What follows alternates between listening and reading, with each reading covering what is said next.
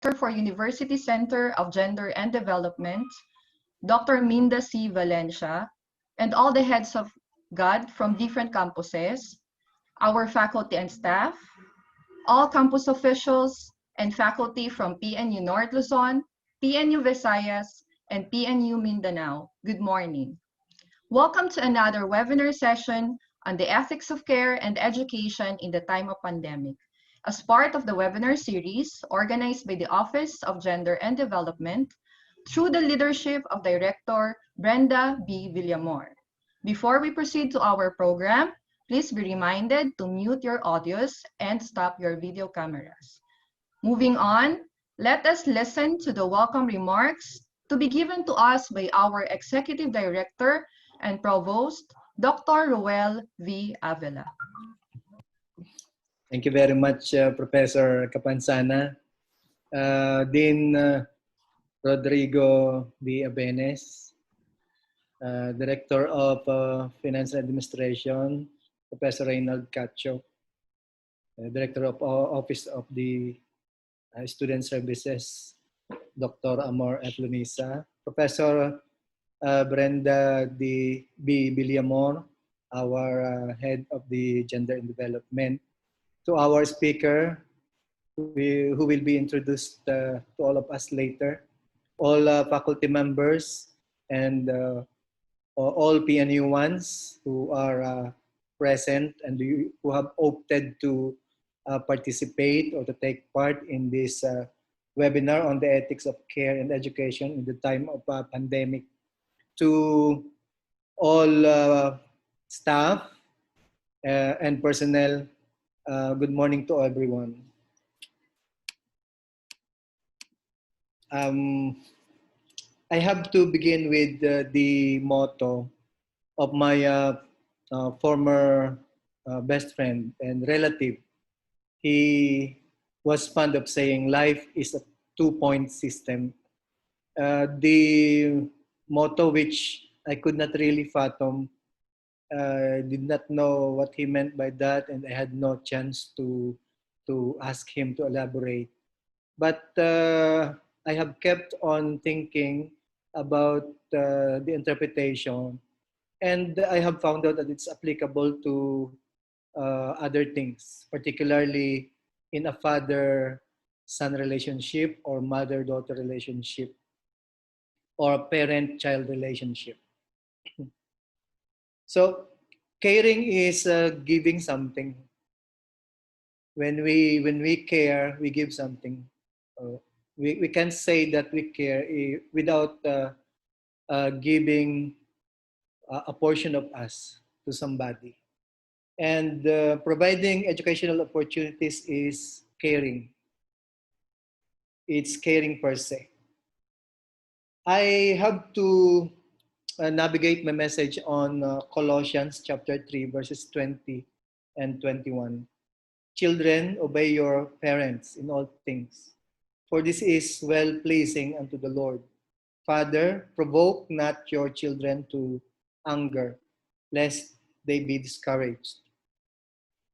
So I remember my father, who was always telling my older brother, para kang ano yan, gabi na itinatanim, tapos pagkaraan ng ilang araw binubunot, tapos itatanim uli sa ibang lugar, tapos bubunutin uli. Ang sabi niya, hindi raw magkaugat o hindi magkalaman. Yun namang kapatid ko, madali siyang humanap ng ikabubuhay. At sa aming mga magkakapatid, siya ang may pinakamalayong narating. Nakarating na siya sa halos 7 bansa, nagtatrabaho, serving as OFW. Kaya nga lang, napansin ko na mukhang may katotohanan yung sinabi ng aming tatay na sapagkat madali siyang kumita ng pera, madali rin naman niyang nauubos. Doon sa usapan naman naming mag-ama ng aking panganay, there was a time I did mention to all my four children na ang mahalaga sa panahon ngayon ay merong stable job, yung stability ng trabaho, which he countered saying ang mahalaga raw ngayon ay yung magkaroon ng iba't ibang skills para madaling makahanap ng hanap buhay. Sa aming pag-uusap, sabi ko sa kanya, parehas tayo anak ng tinutumbok. Ikaw, kailangan nyo talaga yan sa panahon ngayon na madaling makahanap ng trabaho. Sapagkat marami kayong pinag-aralan, marami kayong skills, maganda yan. Kaya lamang anak, sa paglipat mo sa kasunod na trabaho, sino yung aasahan mo? Hindi ba yung ding may stable job? Kaya kaming mag-asawa, sabi namin sa kanila, hindi na kami magpapalipat-lipat ng hanap buhay. Kasi ito yung binubuhay namin sa inyo, magkakaroon na ng instability yung pamilya kung gagawin namin yan. So pababayaan namin kayong humanap ng sarili ninyong kapalaran gamit ang mga pinag-aralan ninyo batay sa aming suporta ng mga magulang. Siguro yun ang magandang siguro springboard para sa pag-uusap ng guro at mga mag-aaral kasi sa panahon ngayon kung kailan dumarami na ang mga batas para sa human rights, para sa gender and development, unti-unti napapansin ko naman na itong mga binibigyan ng mga karapatan ay hindi na gaanong pinag-uukulan ng pansin yung kanilang duty naman para dun sa mga nagbibigay naman ng karapatan. Kaya life is a two-point system. Maaaring nung una ay umabuso o nabuli ng mga guro, yung mga mag-aaral. At unti-unti namang nabigyang linaw yan at naitaas ang kanilang mga karapatan. Subalit sa panahon ngayon, titingnan din ng mga mag-aaral ano naman yung kalagayan ng mga guro, ang kanilang paghahanda ba. Para bang yung magsasaka na umuwi galing sa bukid, pagod, tapos mali naman yung timing ng anak para humingi ng isang bagay na medyo mahirap i-provide. Ano? Siguro papakiramdaman din ng mag-aaral ano yung kalagayan ng guro. Kikiramdaman ng anak ano yung kalagayan ng magulang. Maaari bang tanungin muna yung magulang kung kumain ka na po, gusto mo po ba ng maiinom, bago naman yung kahiglingan. Sapagkat ang mga magulang naman, kahit na hindi kabutihan ng magulang, ay yan ay nagbibigay pa rin ng care o pagkalinga o pagmamahal sa mga anak. Sabi nga sa ating kasulatan ay tayo ba na masasamang magulang kapag humingi ang ating anak ng tinapay, bibigyan ba natin ng bato? Kung humingi ng itlog, bibigyan ba natin ng ahas? Nararapat lamang yan na gawin ng mga magulang. So sa pagkakataong ito, siguro hindi yung conflict theory ang ating itinataas. Ako'y nangungusap sa harap ng mga estudyante, hindi yung conflict theory ang ating itinataas. Hindi yung pagkakaroon ng magkakaibang pananaw sapagkat naniniwala ako na iisa ang pinatutunguhan ng ating pag-uusap.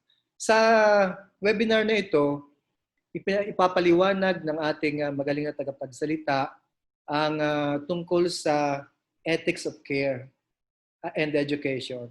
At muli ay sasabihin ko na caring is giving something. Not just plain words, but it should be coupled with actions. And providing educational opportunities is caring also. Nagtataka lang ako na may mga estudyante na hindi nakikita yung yung effort ng mga guro na kailangan silang mabigyan ng edukasyon, kailangan maging patuloy ang kanilang pag-aaral. May mga estudyanteng nagre-request pa rin ng freeze at gusto ipagpaliban pa rin yung ating pagbubukas ng klase. Hindi naman siguro na natin na tatalakayin ng malalim yan. Pero sa pananaw ng ating mga leader, sa pananaw ng mga guro, marami ang mga bagay ang maapektuhan kung sakalit gagawin natin yan.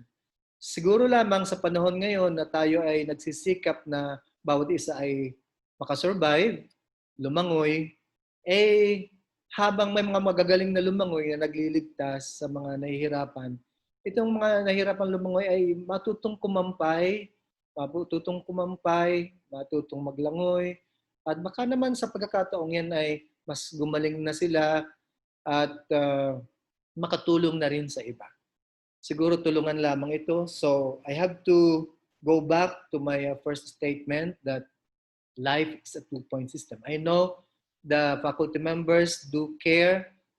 I know the students also do care for the faculty members and the personnel. And we have to build a community which is replete with respect to one another. Sabi nga, ay learning to live together in peace and in harmony. Good morning. Congratulations to Professor Brenda and the Gender and Development. Mabuhay. Thank you, Dr. Avila. Now, here is Dr. Rodante P. Avila to introduce our resource speaker. Good morning. Thank you, Ms. Carmela. Good morning. Thank you for being here this morning. Today, we are pleased to welcome Professor Rosalia Domingo, a very special guest from De La Salle University. Professor Sally is Assistant Professor Lecturer in the Philosophy Department of De La Salle University, Manila, where she also obtained her master's degree in philosophy. In 2017, she received her second master's degree in gender studies from Central European University, Budapest. Her research interests lie at the intersection of feminist philosophy, moral philosophy and ethics, and post-human and non-human studies. She has published works and has been a resource person for different topics related to feminist and gender studies. She will be sharing with us her expert opinion on the ethics of care and education in the time of pandemic. I would say related to positive psychology. So with that, I ask that everybody will give full attention to Professor Sally and help me in welcoming her to our today's webinar. Professor Sally. Good morning. Good morning, sir. Thank you.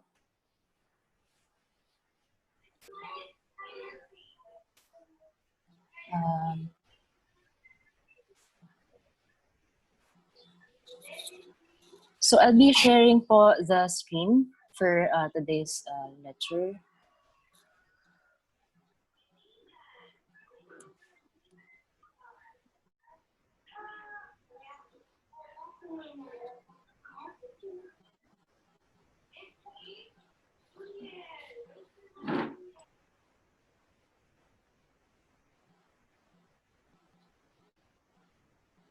Good morning po. Nakikita niyo po yung screen? Yes, ma'am. Okay. So thank you po, Dr. Avila, for the warm welcome, and also Dean Benes and Ma'am Brenda for the invitation to speak today on the ethic of care and education in the time of pandemic. So the lecture today is a brief lecture on the ethics of care and the pedagogy of care in the context of the COVID-19 pandemic. So the context of today's discussion also is on the disruptions in education globally and also nationally. As of today, according to UNESCO, the report on global monitoring of school closure caused by COVID-19 has affected more than 860,000 learners already. and almost 50% of the total enrolled learners in 49 countrywide closures. Now, with this data, we recognize the need to address not only the current global school closures, but also the possibility of even future stoppages over the next months due to recurring outbreaks and future of education. In this uncertain environment, it's important that learning continues, as also mentioned by Dr. Avila. Even if it can't happen in person, and it has increased also the stresses faced by many students as they attempt to continue their studies in a new platform. Ma'am, And- sorry. Excuse me, ma'am. Sorry. Yes, Wala po yung screen, ma'am. Hindi walang, po. Nawala po. sorry, let me just check. Ayan. Okay na, ma'am. Okay na po. Okay Thank na? you. Sige. Ma'am. Thank you po. Okay.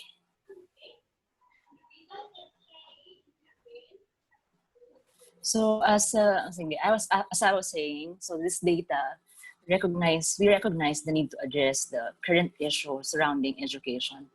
So the attempt to continue their studies in the new platform, many students are feeling the anxiety and stress. But we're also reminded that the stresses also are being faced by many teachers as we do the work involved with revising our syllabus or our syllabi and transitioning to online modes of instruction in order to make sure that the students are engaged in learning. So this circumstances, which we consider as the new normal and considered also as extraordinary circumstances.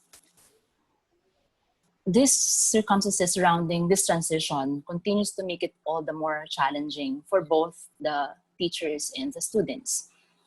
We are all transitioning to a new mode of teaching and learning during a precarious time.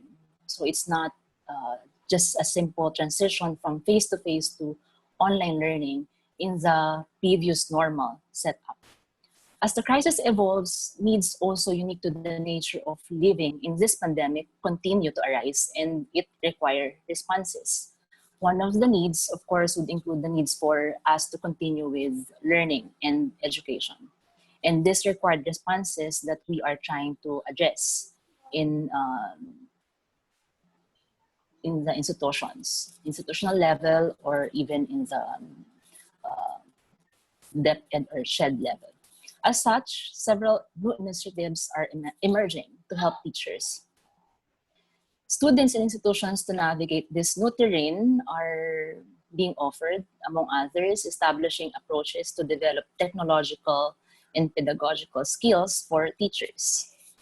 And also for students to offer them more open and flexible education systems. And while these initiatives are extremely important in successfully transitioning to this new environment, Ma'am, it is, yes? parang hindi pa nagpi-play yung slide po. Nasa slide 1 pa lang. Nasa slide 1 pa lang po. Okay po, sorry. Okay. So I'll just build up the context to introduce the different topics for this lecture. So these initiatives are extremely important in transitioning or successfully transitioning to this new environment. It's also equally important to think of ways in which we could go beyond focusing on how to achieve our learning out of technology. So we focus on workshops and training on transitioning to the new normal through workshops on LMS, enhancing our technological skills, being familiar with online platform, and also modify our assessments for an online environment. So we modified different ways of assessing learning in the context of remote learning or online learning. So it's time also to be more intentional than ever or it's more important to be intentional now about our pedagogy. It is in this context that I wish to contribute a perspective from feminist philosophy and care ethics that engage with the directions that educators are currently being pursued. So this is not really something new and something entirely different from other pedagogical theories or even educational philosophies. But this particular pedagogy or feminist philosophy of education focuses on the nature of care or caring. So the presentation is divided into 3 parts. If you can see it in your screen, so the first part talks about feminism and ethics. So we'll just go through on an overview of the feminist movement timeline, a feminist critique of traditional ethics. Then in the discussion on the ethics of care, I focus on Carol Gilligan's relational care ethics and Nell Nodding's care ethics in education. And the third is our discussion and open for reflection on the pedagogy of care in the pandemic, how caring relations could be our foundation for our pedagogical activity in this time of pandemic. So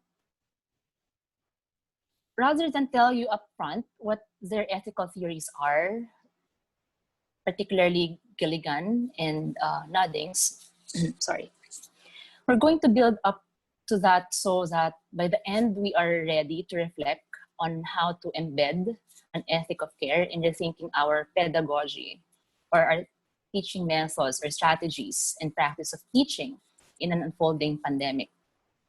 So we'll begin with some opening questions. In my gender studies class or in workshops, usually GAD workshops or gender mainstreaming workshop, I usually start with the course or the workshop by asking students to make a list of what does it mean to be a man and what does it mean to be a woman on the other list. Generally, students can identify certain traits or characteristics that they believe encapsulates what it means to be a man or a woman.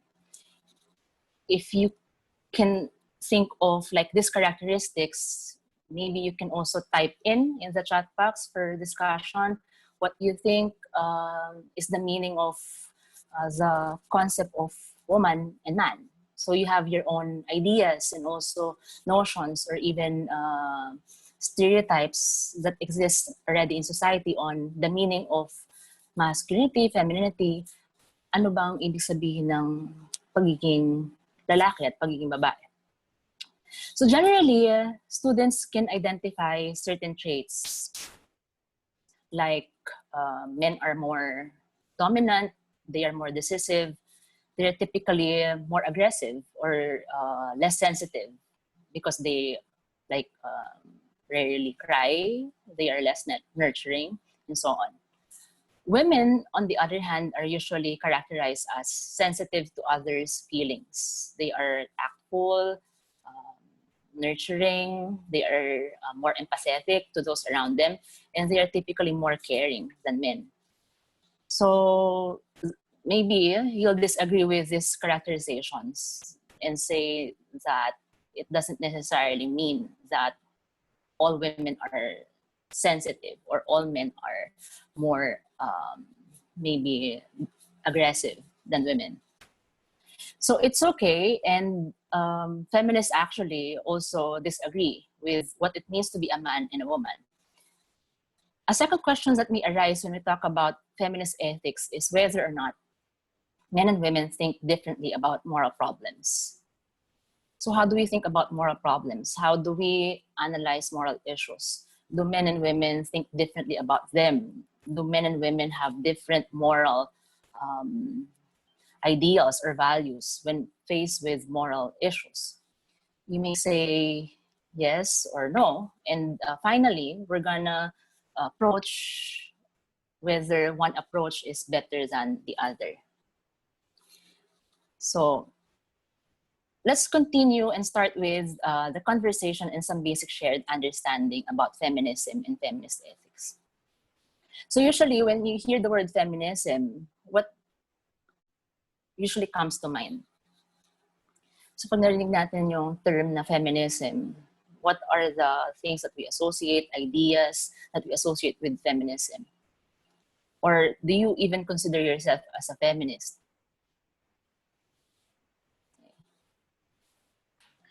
Yes, ma'am. Yes, Ma'am Brenda. Yes. So maybe we can reflect on like why we consider ourselves as feminists, why some people may even consider themselves as womanist or not feminist because they believe in equality between the sexes, and the stereotype that feminism or feminist means only advancing the rights of women, that it's not advocating for equality considering the inequalities also faced by males. So feminism, Ma'am Vebs, is as a feminist is an advocate of gender equality. What else?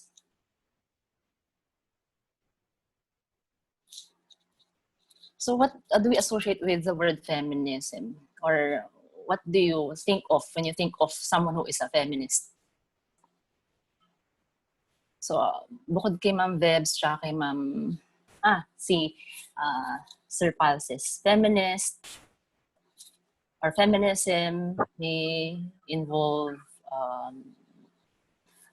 problematizing power relations, pushing for equal rights or human rights, that women's rights is human rights. Ano pa po?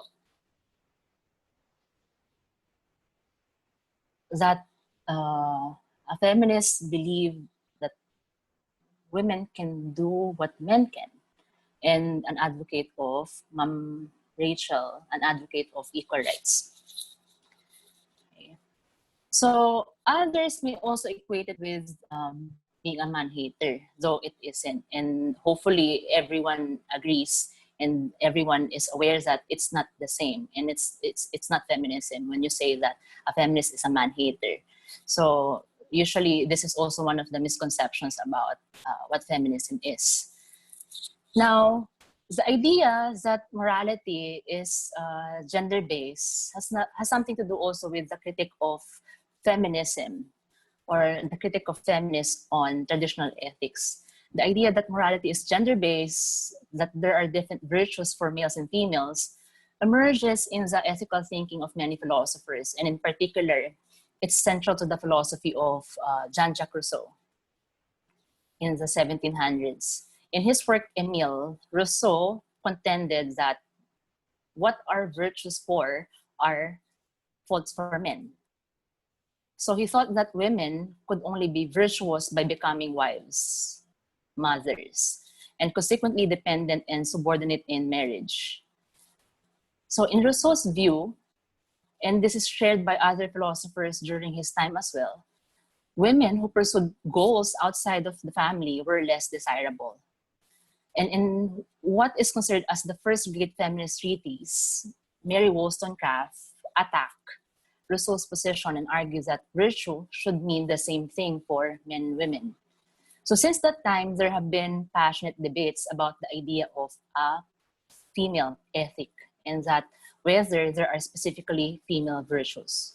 So the arguments also have questioned essentialist beliefs about the nature of males and females, meaning that there is some common characterization or characters or even virtues and values that all women share, that we can consider a universal category of woman or man. So to situate these discussions and debates on whether men and women are different, and how feminists also tried to liberate women from the stereotypes and also inequalities experienced due to relegating women as naturally inferior than men, we can conveniently situate this in the first wave movement. So this is, as you can see in the screen, brief overview of the feminist movement timeline. So what are feminist waves? Over time, the wave metaphor became a way to describe and distinguish between different eras and generations of feminism. It's, however, not a perfect metaphor, but our understanding of the wave somehow ensures that ongoing and long-term activism makes significant our overall understanding of the social political movement. So it also makes us appreciate the feminist movement on how it started as a fight for equal rights between the sexes. waves have also come to be associated with specific figureheads and identities. So different feminist theories, activists, philosophers in these different waves of feminism have contributed to the discussion on what is it to be a woman, what is it to be a man, and also how these definitions contribute to the inequalities or oppression of the female sex.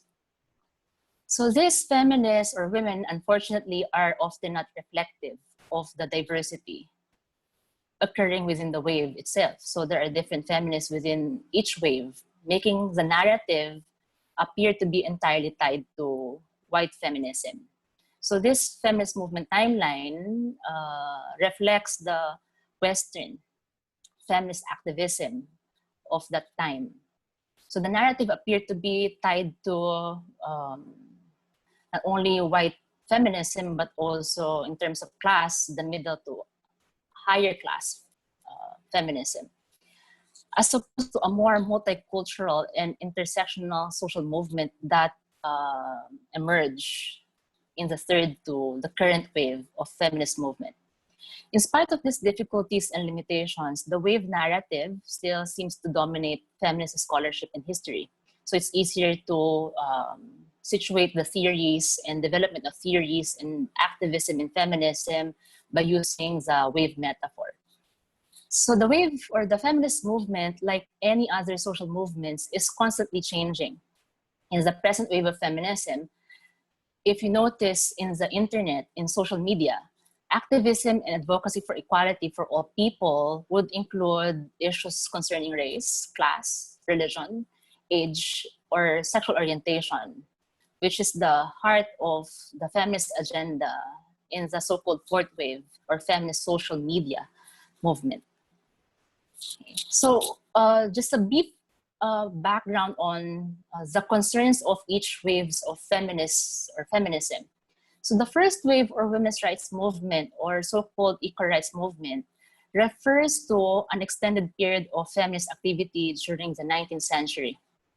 So in the 1800s to the early 1900s, that feminists gathered to fight for equal rights to vote, especially in the US and in the other Western or European countries. Originally, it focused on the promotion of equal contract and property rights for women in the opposition to chattel marriage or own women in marriage by their husbands. However, by the end of the 19th century, activism focused primarily on gaining political power, particularly the right of women's suffrage. Same with the case of the Philippines in the 1930s. So second wave feminism, unlike the first wave, provoked extensive theoretical discussion about the origins of women's oppression. So if the first wave talk about equality between the sexes, fighting for equal rights in terms of basic right to vote, education, or property rights, second wave feminism talk about the nature of gender and the role of the family. So in the first wave feminist movement, there is no concept of gender yet. There is no distinction between sex as biology and gender as sociocultural aspect of one sex. That gender is not one's destiny. That being a woman doesn't necessarily entail being tied to expectations of society for women. So second wave feminism is closely linked to the radical voices of women's empowerment and differential rights during the 80s to 90s. It's also a crucial differentiation of second wave feminism itself, initiated by women of color and third world women. There are three major streams of thought that surface in the second wave movement. One is the previous feminist movement in the first wave movement, which is the liberal feminist movement or the equal rights movement. So it's known then as the mainstream feminism. So in contrast to the pragmatic approach taken by liberal feminism, which encourages men and women to have equal opportunities, equal rights. So all rights enjoyed by men should also be enjoyed by women. So that's the mainstream feminist or liberal feminist movement. Radical feminism, however, aimed to reshape society and restructure its institutions, which they saw as inherently patriarchal.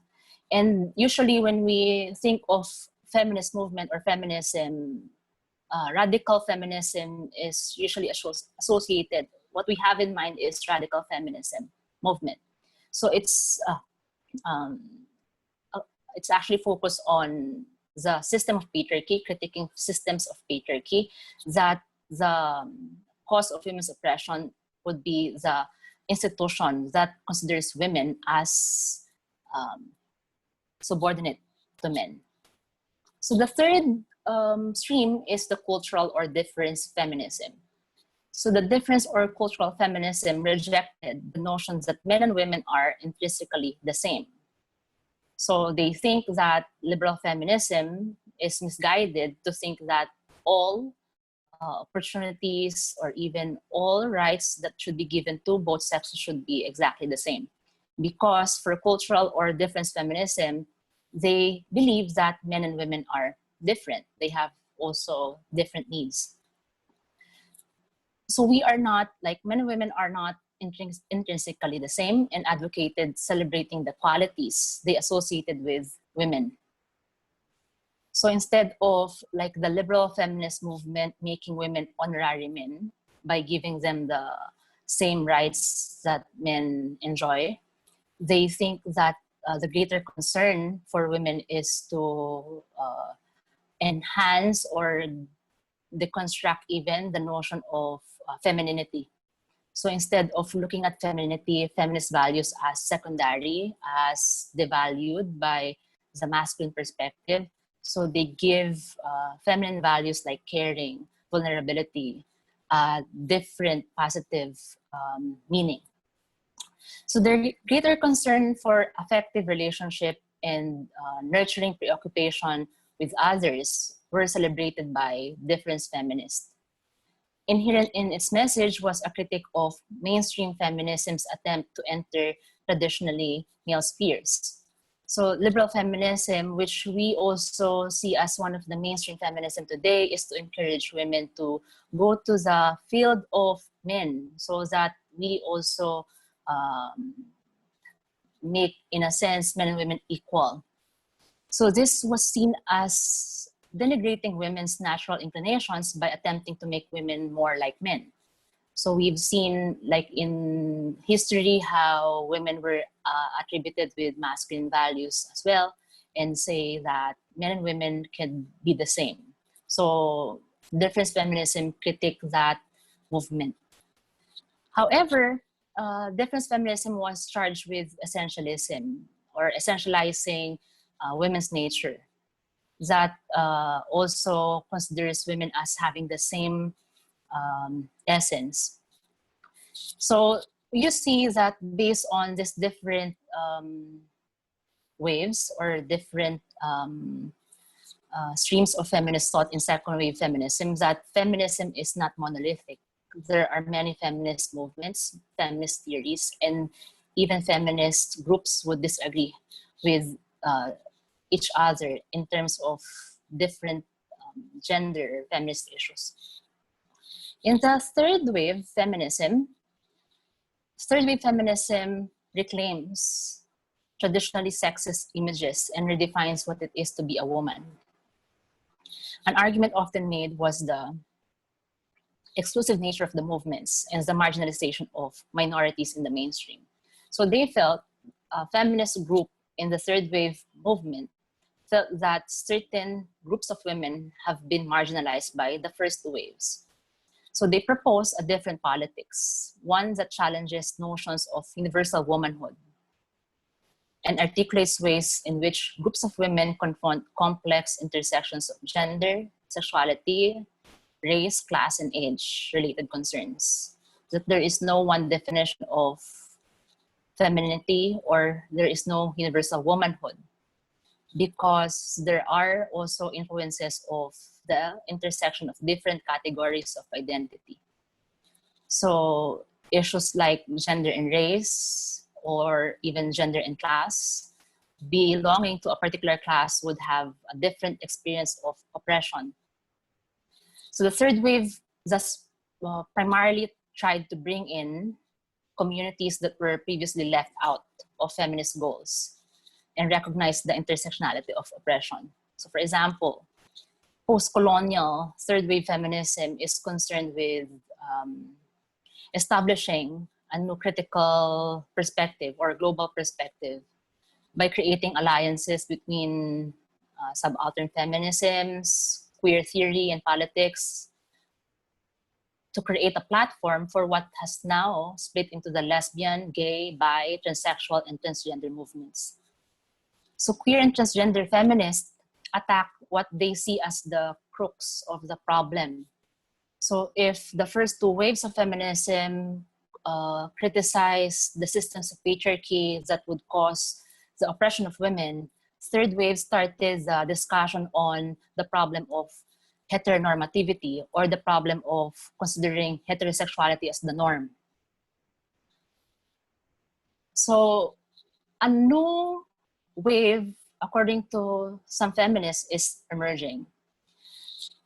The fourth wave feminism is not commonly classified as separate from the third wave. It's a continuation of the third wave movement because they share many similarities, like concerns for the critique of heteronormativity, for example. It differs, however, from the previous wave because it prioritizes making feminist critique in public discourse through public spaces and social media. So it started in the early 2010 or 2012. It includes body positivity movements, or even concerns on sexual assault awareness, and how the fourth wave also put the public spotlight through the hands of non-academics. So some believe that the most defining aspect of the fourth wave is how to utilize the internet and social media, even creating in its onset a call-out culture where feminists concentrate on micropolitics and everyday rhetoric online. So an example which you are maybe familiar with is the hashtag #MeToo campaign. So the hashtag #MeToo campaign started as a campaign for giving awareness to sexual harassment issues and issues concerning also the marginalized group of women or women of color. And then eventually, because of Twitter, the internet, social media, so it has gained traction in also raising awareness to different issues concerning sexual assaults, and also the so-called body positivity movement that employs hashtag activism to spread awareness on many feminist issues. So another way of looking at feminism, apart from the feminist movement timeline or the history of feminist movement, is to look at the three facets of feminism. So there are different or many facets of feminism, but these three would also help us understand where the ethic of care is coming from, where the discussion on whether men and women think differently in terms of moral problems are coming from. So one facet, which is also representative of the second wave movement, is Simone de Beauvoir's work on the second sex, or Simone de Beauvoir's existential feminism, which is also known as androgyny feminism. For Simone de Beauvoir, for women to have authentic lives, they must consciously shed their assigned traditional roles and characteristics. For Beauvoir, woman must reject being thought of as the second sex, which is the also theme of her work or book, The Second Sex. Simone de Beauvoir wrote that women are made and they are not born. Her most famous claim is one is not born, but rather becomes one. So this simply means that gender roles were socially constructed and that biology had little part to play in male and female traits. Okay.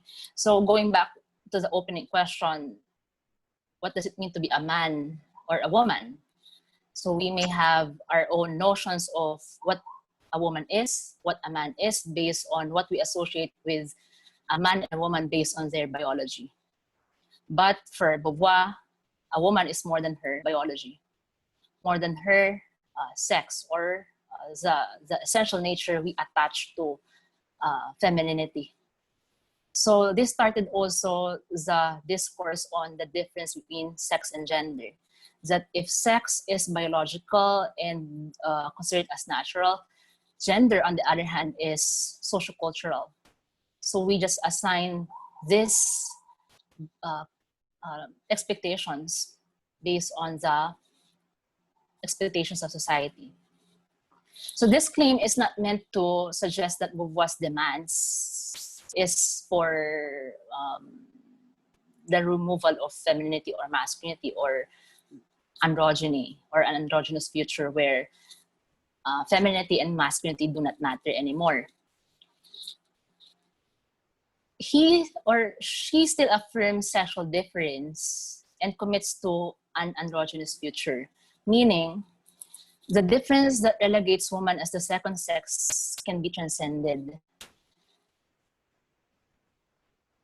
The differences between men and women that justifies the secondary role of women in society could be changed. So for Beauvoir, sex is not one's destiny. So we can change this notion of woman as the second sex. So androgyny here plays an important role in Beauvoir's imagined future, but not in the same sense that sexual difference becomes obsolete. And she is explicit in her statement that certain differences between man and woman will always exist. But she believes that this should not limit both sexes, especially women, to go beyond the expectations of her society because of her biology.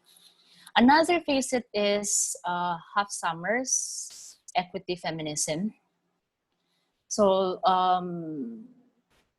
there are also feminists who believe in the equity approach, or what Summers would call as equity feminism, and considers that her feminism or equity feminism clashes with the gender feminism espoused by Simone de Beauvoir, or the gender feminist.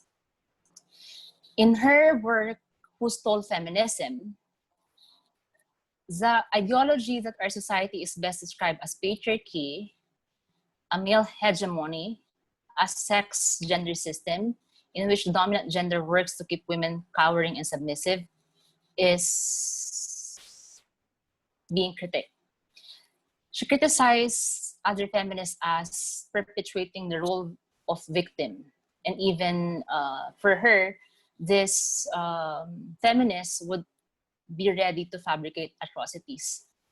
So in a sense, other feminists, especially mainstream feminism, would feel that Summers is actually against the notion of feminism as liberating women in this critique of system of patriarchy. So Summers argues that the center feminist, she called this feminist, mainstream feminists as center feminists, are misguided, or they have misguided feminism because it has also harmed young men. So that's equity feminism, and also maybe most who are trying to understand feminism would be more familiar with that feminism is usually associated with radicalism. So we should offer a kind of equity feminism that considers also the experiences of men, not only women. Okay. Another facet is Carol Gilligan's difference feminism. Carol Gilligan suggests that values placed on specific characteristics have been defined by men historically. and that any differences perceived in women have been automatically assigned lesser value. So you can think of any values that we use to define women. So we call this like yung dichotomy or binary between the sexes. So ano yung conflicting, what are the usual conflicting characteristics or oppositions that we associate with men and women? That men are more rational. So kapag more rational ang men, women are more emotional or less rational, less logical, less analytic than women. And difference feminism argues that differences in women may exist, differences between men and women may exist, but differences in women need not be lesser, just different or alternate modes of behavior. So if women tend to be more caring, for example, than men, or more empathetic than men, it should not be taken as a kind of deficit value of women. So it should be it should not be used to justify women as lesser. So this also, or similarly, the feminist critique of traditional ethics is based on the same difference feminist assumptions, that the world is male-oriented and that it focuses on and prioritizes the experiences and values of men over those of women. So you can think of, for example, in philosophy, the tradition of philosophy that focus mainly on the perspective of men, that also paved the way to the feminist critique of the tradition of philosophy. So one way that feminists critique this tradition of philosophy is through an awareness also of the marginalization of female philosophers, or even the philosophical concepts would be theorized based on the male perspective, thinking that it's universal or universally applicable to both sexes, being male or considering maleness as the norm, but it doesn't really consider the voice or voices of women. So the bulk of Western philosophical tradition, even for ethical thinking, is, as feminist ethicists pointed out, is bias. It's biased not only against women, but against the concerns, activities, and ways of thinking associated with women. For instance, feminist ethics often concerns itself with the so-called private realm of family and personal relations. For example, caring for the children and other dependents, and emotion and bodily experience.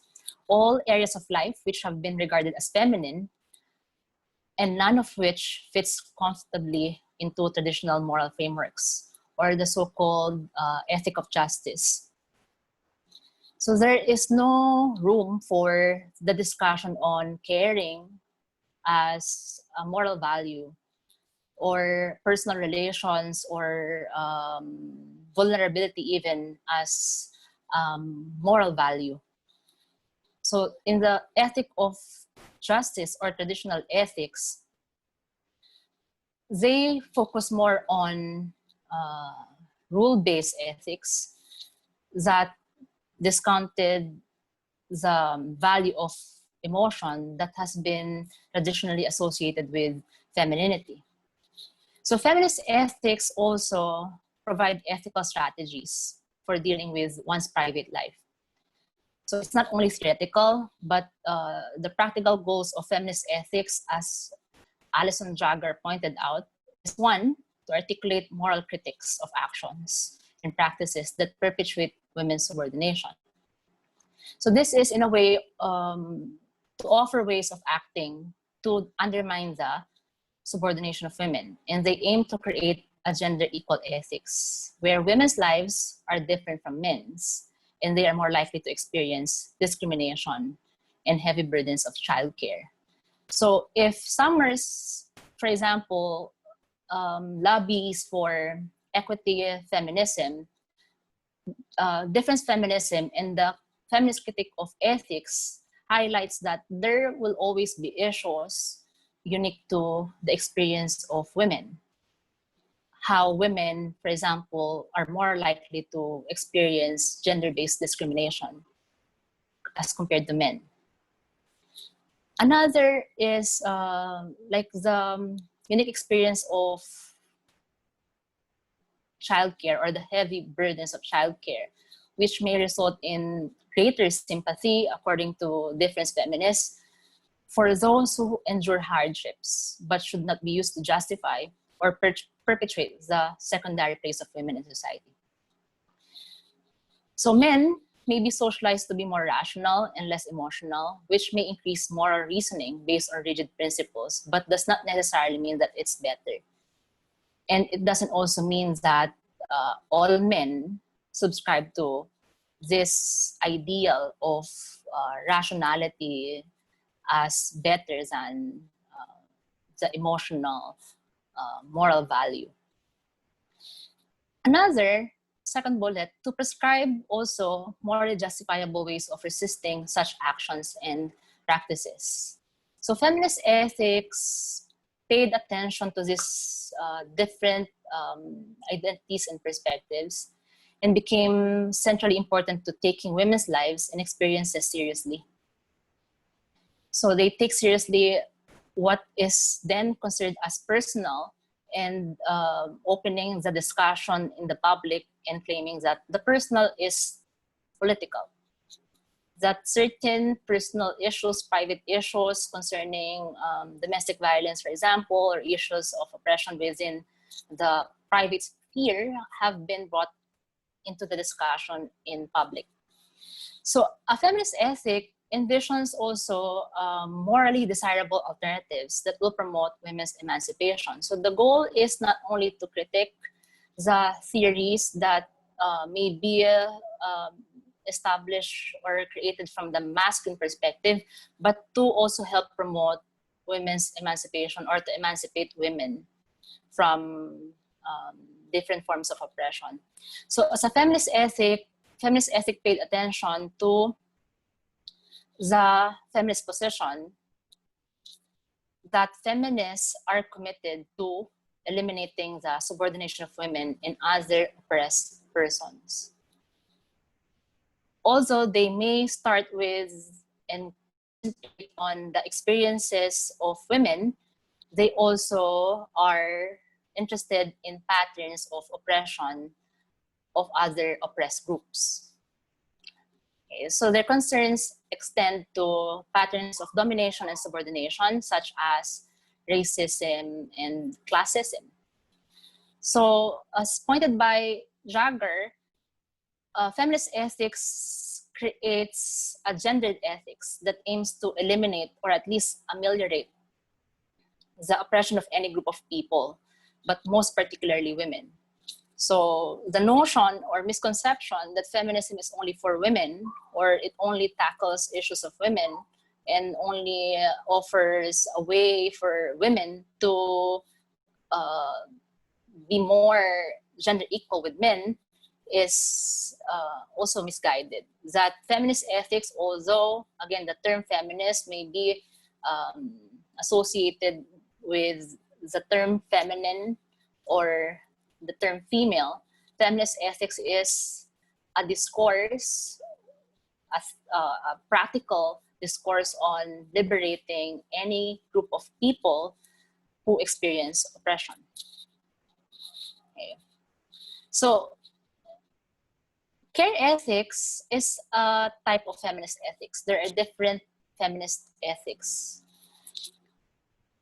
Care ethics, as it has been known, is an early feminist ethic that arose out of reactions to popular psychoanalytic accounts of male and female development in the mid-20th century. So care ethics started because it questions women's roles in society. This ethic began from observational studies in psychology and later became a positive normative account of moral behavior, or an attempt to tell us what we should do and how we ought, morally speaking, how we should live. So Gilligan's ethics or care ethics, also known as relational care ethics, began as a critique of Lawrence Kohlberg's study of moral development, children's moral development. According to Gilligan, Kohlberg's findings about children's moral development is bias against girls, and she developed a relational ethic grounded in premise of interdependence. So if you remember Lawrence Kohlberg's levels of moral reasoning, he theorized on a series of moral dilemmas, which he presented to his study subjects. So for Kohlberg, the levels of moral reasoning start with these three stages: the pre-conventional, the conventional, and post-conventional stage.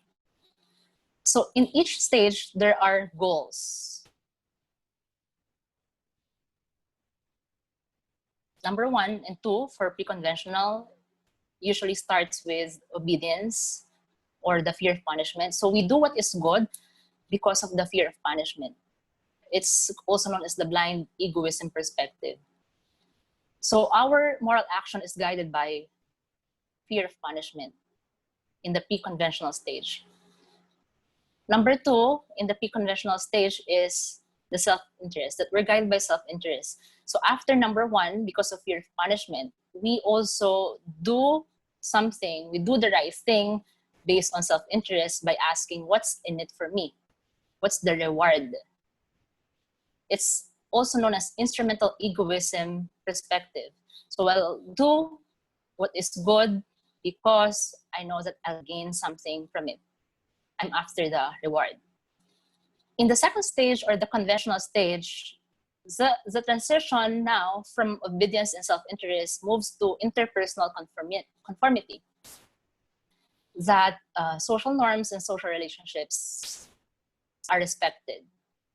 So I am a good boy or a good girl based on social norms or social definition of what it is to be a good boy or a good girl. So there is interpersonal conformity based on my adherence to certain social norms, that I will follow certain rules to conform to society. Number 4 is authority and social order, or the law and order mentality, where social systems, or also known as social systems perspective. So not only that I'm concerned with the social relationships that I create, but also I want to make sure that I contribute to a social system that values social order. So I'll do what is good because this is what the law expects and dictates. In the third or post-conventional stage, which is the highest stage, the transition from social systems perspective to social construct orientation is focused on justice and rights, or the contractual perspective. In the social contract orientation, in the post-conventional stage, we or someone in this stage would have the perspective of fighting for what is right because this is what is just, not only because this is what the law expects or orders. And for Kohlberg, the highest, which is universal ethical principles, is not only concerned with law and order in the national perspective, for example, but it considers also the ethical principles that transcend societies and culture. Mutual respect, therefore, is considered as the universal principle. But this theory of Kohlberg is theorized as being biased against women, mainly because he concluded in his experiment and interview, in his example of, or in his interview on different subjects on the Heinz Steal the Drugs thought experiment, that women tend to score lower than men in these stages. So what is the Heinz Steal the Drugs thought experiment. So Kohlberg asked the subjects in his study to answer and think about this scenario. So in this scenario, a woman has cancer and her doctors believe only one drug might save her. This drug had been discovered by a local pharmacist and he was able to make it for $200 per dose. But he sells it for $2,000 per dose. So that's, again, 10 times of the original price. The woman's husband, Heinz, could only raise $1,000 for him to be able to buy the drug. He tried to negotiate with the pharmacist for a lower price or be extended credit to pay for it over time. But the pharmacist refused to sell it for any less or to accept partial payments. So Heinz instead broke into the pharmacy and stole the drug to save his wife. So he wanted initially to buy the drug for $1,000, knowing that it's made for only $200 per dose. But the seller who discovered the drug wouldn't sell it for $1,000, but would sell it for $2,000. So Heinz, having no other choice, broke into the pharmacy and stole the drug, and Kohlberg asked his subjects, should the husband have done that? So the answers of the subjects would not really be important for Kohlberg, but he's only interested in so much as the reasoning of each participant's discussion or decision could be situated in these different stages of moral reasoning. So he classified the reasoning into stages of his theory of moral development. I will steal the drug. I will not steal the drug. I will not steal the drug because it's wrong. So kapag ganon yung answer, he considers that as a conventional stage. This theory of Kohlberg has been critiqued by feminists and also has arisen into a great deal of controversy over the universality of its applicability in determining the moral development of kids. So this is based from his conclusion that women tend to get stuck at stage 3. That women tend to be more interpersonal in their relations with when it comes to deciding on how to act. So this is based from his conclusion that women tend to get stuck at stage 3, where standards of morality and goodness depend on pleasing and helping others. And for Kohlberg, women rarely rise to the sublime stage or stage 6, where morality stems from ultimate principles that transcend self-interest and nationality. So in his study, his interviews of girls and boys, he found out and concluded that there is actually sex differences between men and women, especially that females score lower than males on his stages of moral development. So Gilligan explores the paradox.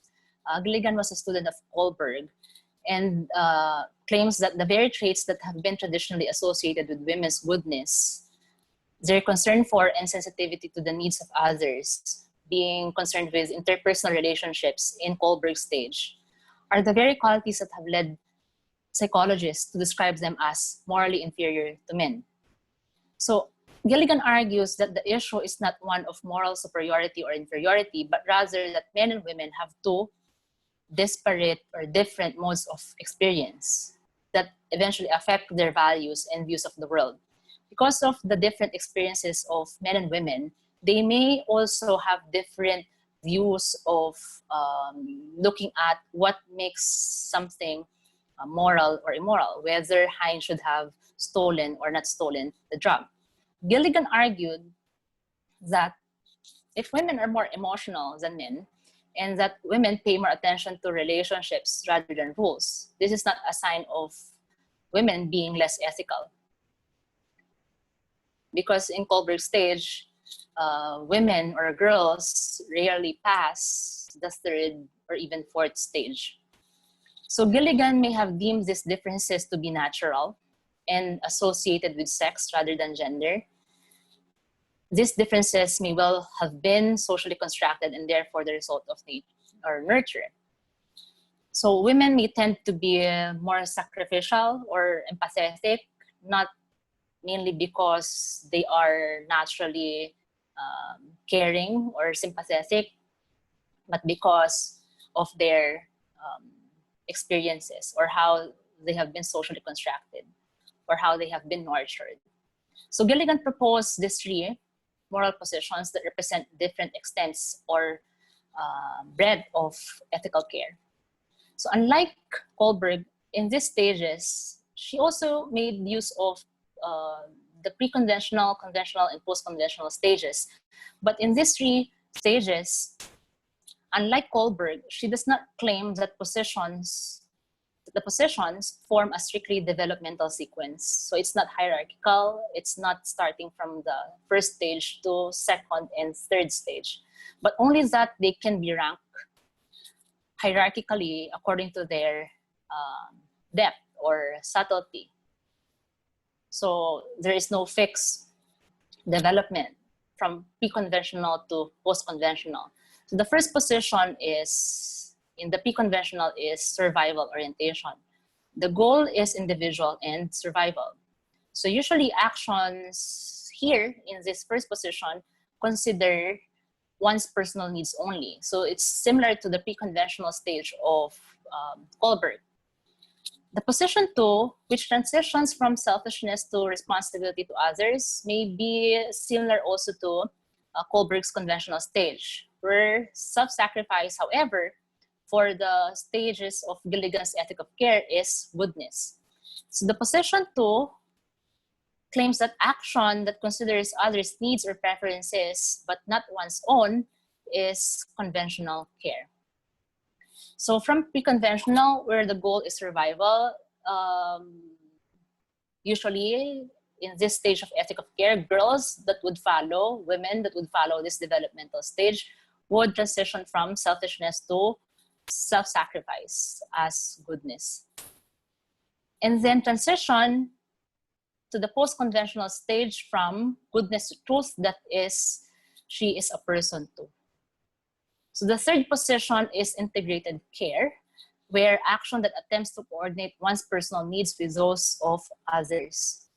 So in Gilligan's stages of ethic of care, the post-conventional, while someone may care for the goodness of others, she has to also recognize that she is a person too, or the principle of nonviolence, that by caring for others, one should not also hurt others and one's self in the process. So comparing the justice and ethic of care model, the justice model emphasizes on autonomy, while ethic of care emphasizes on relationships. Through Gilligan's analysis of interviews with two 11-year-old children named Amy and Jake, Gilligan concludes that there are two contrasting modes of moral judgment. The interviews also made use of the same question in the Heinz dilemma. So the interview focused on the children's answers to the same dilemma. Gilligan summarizes the difference between Jake's and Amy's interpretations of the dilemma as follows, using the comparison here of the justice versus ethic of care model. Jake, who according to Kohlberg's model is morally more developed, because Jake would answer the question as Heinz should not have stolen the drug because stealing is wrong. Amy, on the other hand, would see the dilemma as a math problem with humans in it, meaning it's really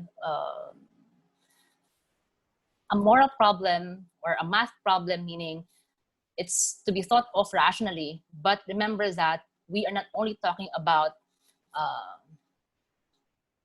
people here, but people who have feelings too. people who have relationships too, people who are humans. So Amy, on the other hand, places the emphasis on relationships. She sees the world as comprised of relationships rather than of people standing alone, a world that coheres through human connection rather than systems of rules. So we have rules, but for Amy, human connection, relationship with other people is also important. So the justice model may be rule and principle directed, while the ethic of care is context dependent. So according to Amy, her answer to the question of the Heinz dilemma is it depends.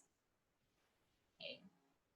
So if Jake is sure about the wrongness of stealing because of the principle and rule of law, Amy would answer it as it depends. It depends whether it would eventually save the life of Heinz's wife. So she sees the world as not only comprised of relationships, but also as something personal. Whereas Jake sees the problem as an impersonal conflict of claims to be mediated by systems of law and rules, while Amy focuses her trust in relationships and communication.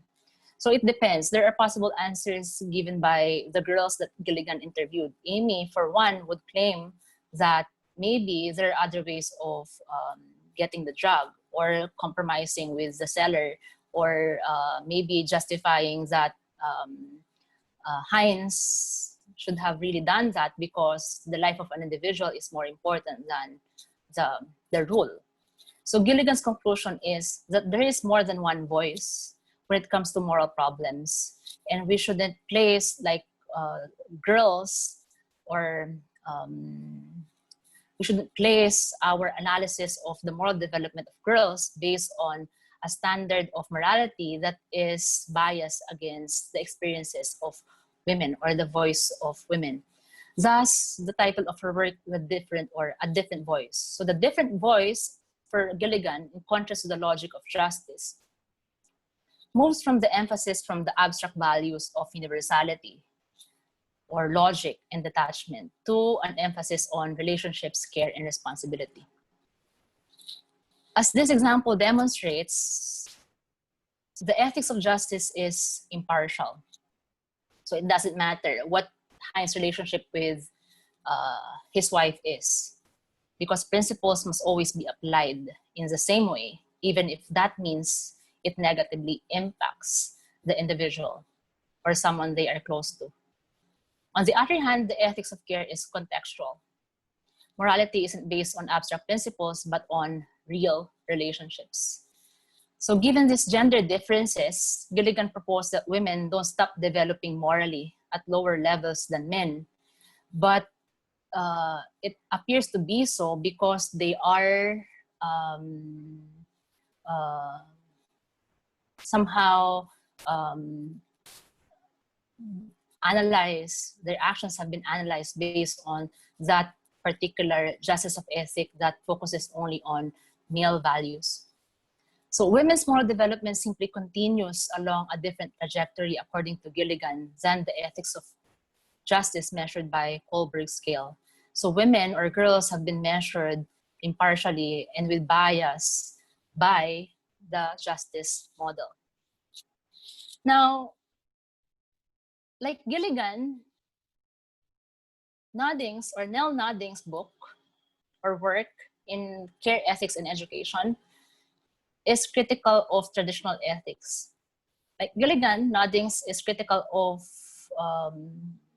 this masculine tradition of ethics because it undervalues caring and saw an ethic of care as an ongoing relational process. In her book, Caring, A Feminine Approach to Ethics and Moral Education in the 80s, Noddings explored what she described as a feminine approach to ethics and moral education. While Gilligan, in a different voice, introduced the ethic of caring into the academic and public discourse, Noddings was the one who outlined a specific feminist position on moral education. And her influence also extends to educational practice or discussions on pedagogy. In this book, Noddings claims that an ethic of care is not only different, but better than an ethic of justice. Okay, so Noddings care concentrate on these three: the dyad, or the carer and the cared for, the person giving care, and the person receiving care. The second is the relation as ontologically basic, the relation between the carer and the cared for. And then the third is the caring relation as morally basic. That it's the most basic, according to Noddings, most basic tendency of human beings.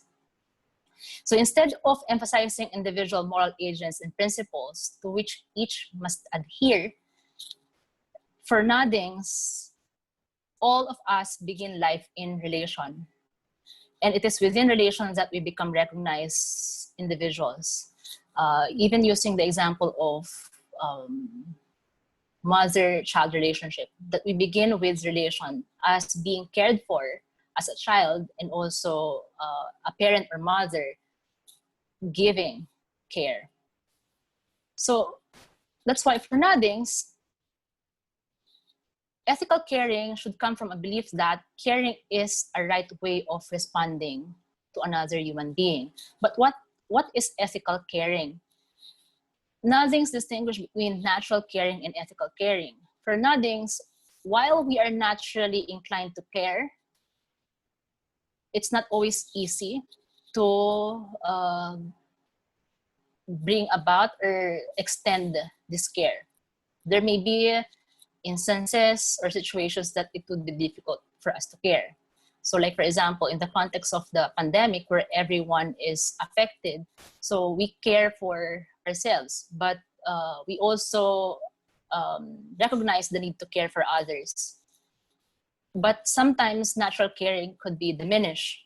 And this is where ethical caring comes in. So Noddings distinguish the two and claims that the act of natural caring may come from I want, which is natural, to I must, which is ethical. So ethical caring comes from a belief that caring is a right way to respond to another human being. So ethical caring naturally comes from natural caring, but it is through experiencing others caring for them and caring for others that people build the ideal or an image of a kind person that they want to be. So by experiencing care that we develop ethical caring. So if we, like a person, an individual would not have this experience of being cared for, it would be difficult for that person to even share or extend the concept or even act of caring. So Noddings take this to mean that while you may not want to respond to a person's need, you may do it, or you will do it anyway, because you can attain more experiences by caring for others that the must may turn into a want. So naturally, caring to ethical caring, while it may not always come out naturally, by experiencing others by experiencing being cared for, you also get to recognize that this must that we are told to care for others will turn into I want to care for others, or to natural caring. So in Noddings' view, moral education develops attitudes and skills required to sustain caring relations and the desire to do so. So what is the role of education here? So education, because we focus on care ethics or ethical caring in moral education, she views moral education as important to develop attitudes and skills required to sustain caring relations and the desire to do so. So how do we best develop these attitudes and skills according to Noddings? It's best developed by the relationship of student-teacher in the educational setting. So in a way, teachers through moral education help restore natural caring and sustain caring relations. So how do we do that? To do this, Noddings tells us that the teacher can encourage and enhance the ethical ideal through these 4 key components: dialogue, listening, modeling, providing practice, and attributing to best motives to the student. So modeling that Noddings looks into is the demonstration of caring in our own relations with students. So we model how it is to care for others. So that's number 1. So caring in our own relations with students are, or as well as our colleagues. So students may see how we deal with our colleagues in school or other people in school. She uses the example of an administrator telling teachers that he didn't care how they got the students to learn, but they just have to do it. So that the school or the school's test scores would be high. So the example given by Noddings here is that this particular administrator telling teachers to just teach and make sure that they get good grades is not really caring or concerned with the well-being of the students, or even concerned with the students to learn. So this models a non-caring attitude to the teachers that they inadvertently pass to the students. So by that non-caring attitude, so that's one way of modeling also the relationship or a non-caring relationship that could also be passed on to the students. So number 2, for Noddings, in terms of dialogue, the best way to facilitate modeling and caring is to use this second component of dialogue. Most often, when people speak of dialogue, they mean that one person gets out or gets gets their idea, put forth their idea, and there is no response to that idea. This is what happens in almost all classrooms. So they give out, put forth their idea in a hierarchical, traditional classroom setting, that the teacher's idea is the only correct idea. However, in Noddings' mind, dialogue is open-ended.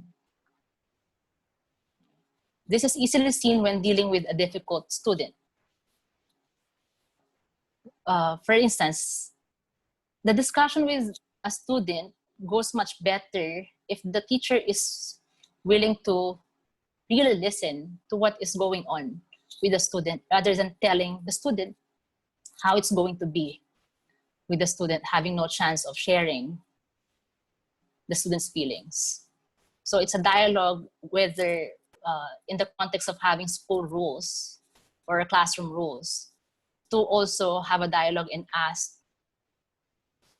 what the student is going through, to also take into context why a student is behaving in such manner. The third is practice, or which is also one that is seen all the time in schools today. Practice, attitudes, and mentalities are shaped by experience. Noddings says that if we decide that the capacity to care is as much a mark of personhood as reason or rationality, then we will have to find ways to increase this capacity. This means through practice that we need to find instances and experiences for students to care as much as possible. But we need to make sure that these experiences are not just mental activities. The conditions for practice must be right so students are able to truly model caring. Number 4 is confirmation. After the practice of portion of moral education comes the component of confirmation. Noddings define confirmation as the act of affirming and encouraging the best in others.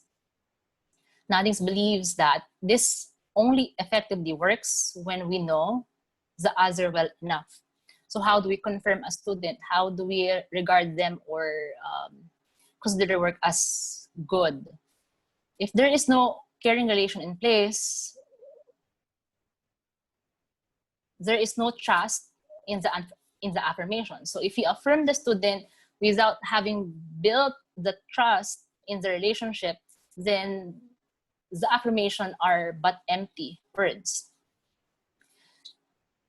So therefore, it can be taken as also hollow. So the student may tend to not believe the teacher. So Noddings also believes that there is no way to confirm students without formulas or slogans. Like today, in the context of the pandemic, all students can learn, or the slogans that everyone has the right to education, or education for all. So for Noddings, slogans such as this are formulas that would also allow students to decide what's important for them. If you use formulas, then we are not allowing students. So it should be flexible. We are telling them what is important, but if confirmation is true, it will lift us towards better vision of a better self. Caring, therefore, is suggested both as a moral orientation to teaching and as an aim of moral education.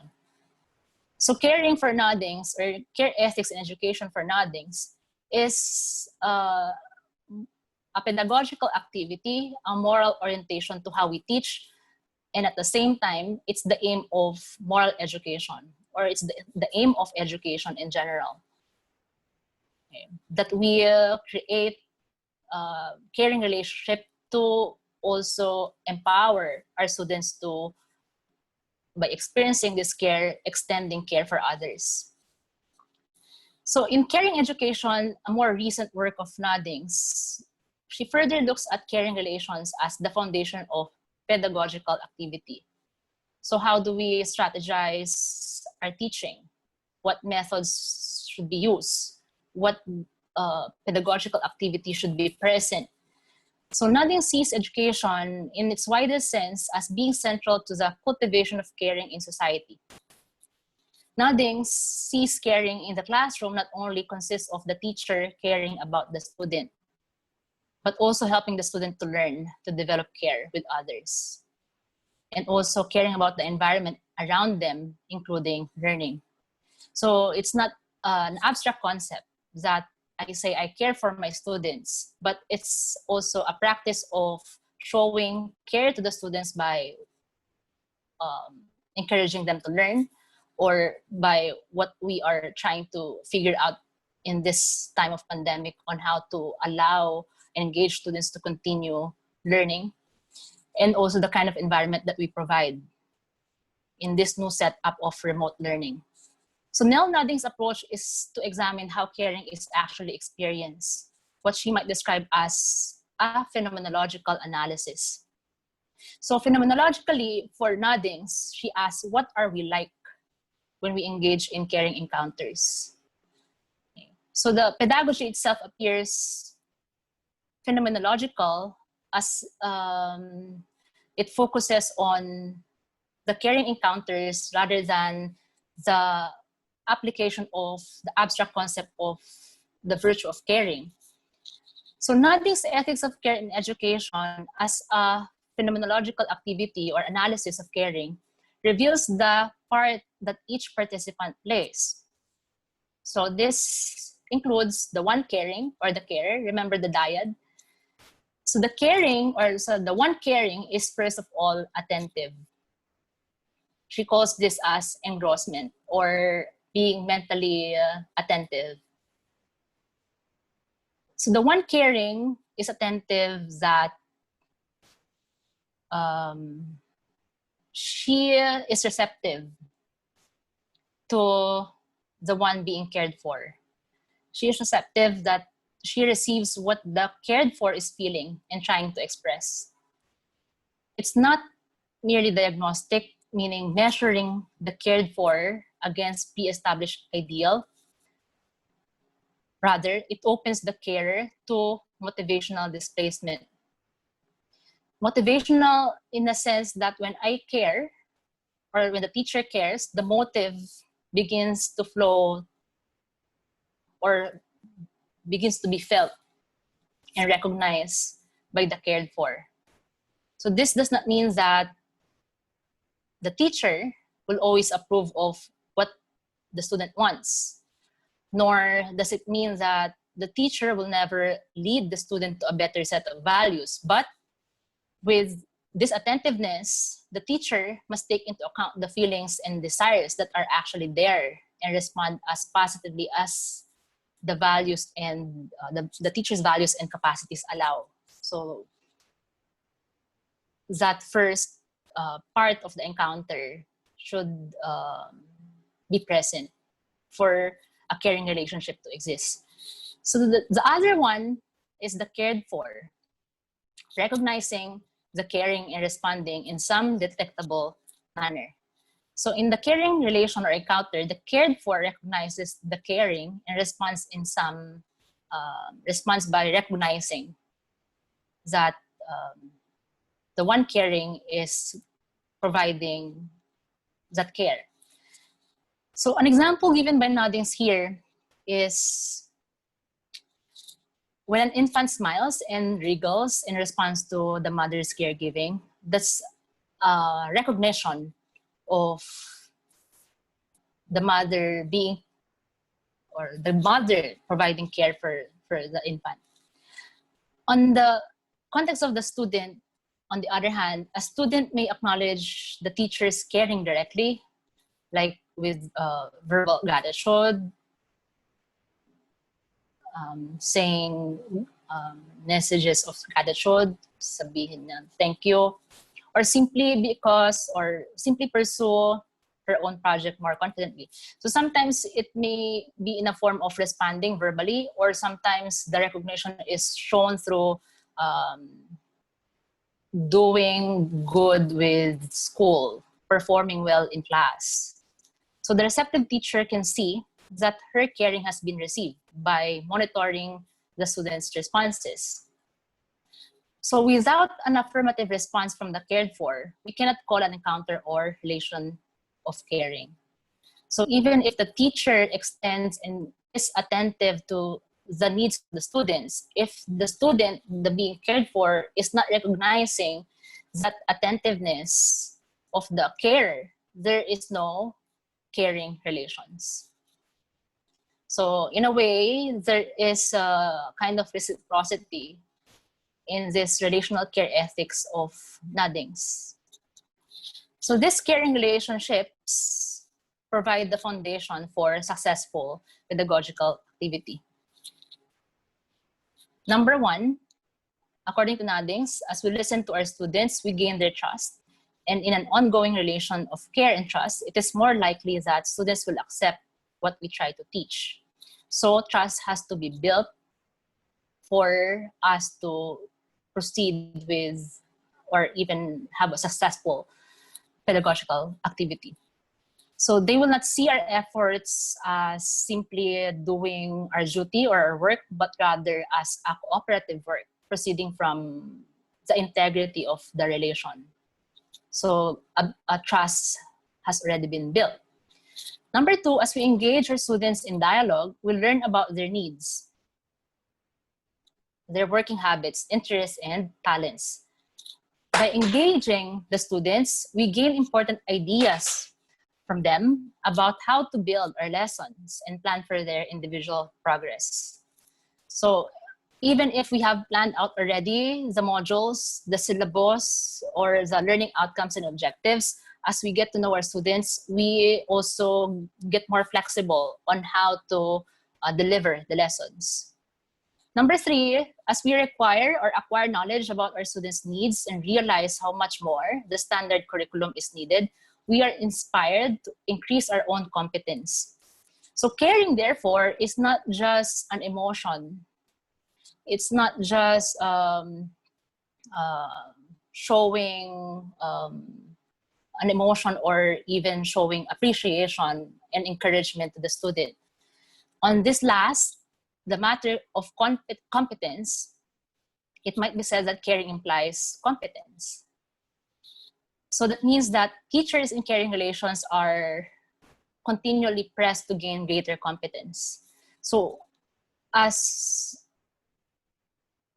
Dr. Avila also has mentioned, how we prepare for our classes this term is one way of showing care by also increasing our competence in or even technological skills in handling online classes.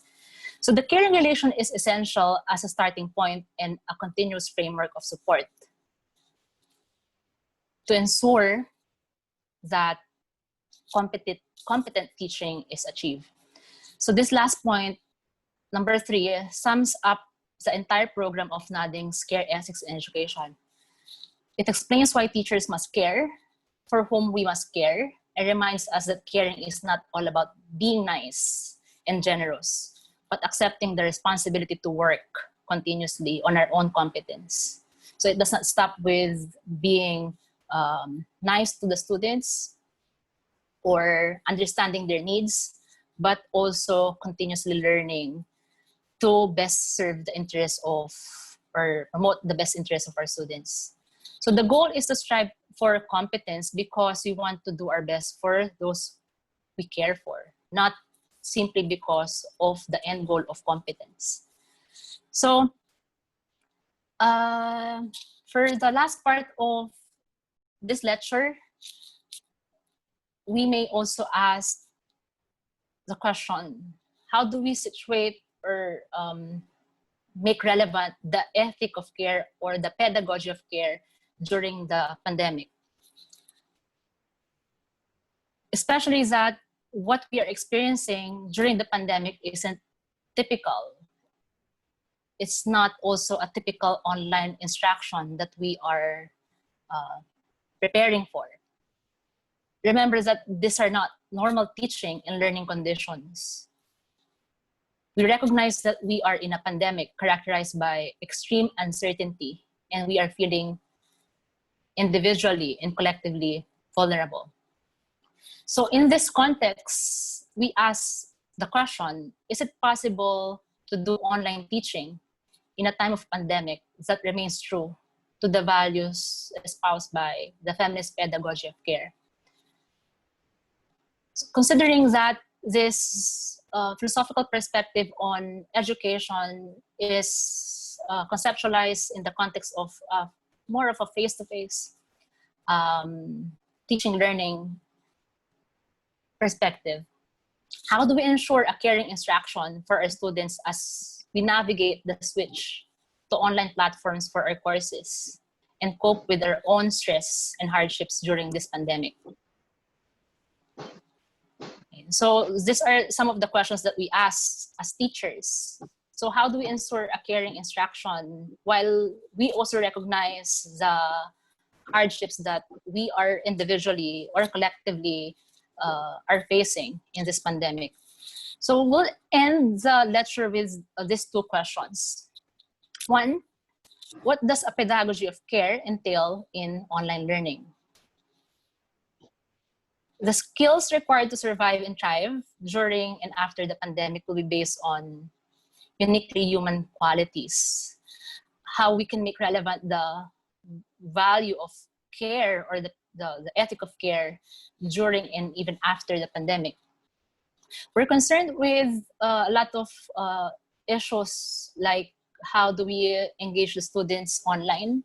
How do we make sure that education is offered equally to all? So it compels us to enlarge our understanding of what it means to teach and learn and to care in an online environment. So if we apply or contextualize this current situation in NADING's caring, students are initiated into the practice of caring through the experience of being cared for. So we have to think and also or rethink our pedagogical strategies during the remote learning to allow students to feel and experience being cared for. And number two, being encouraged to care in similar ways for others.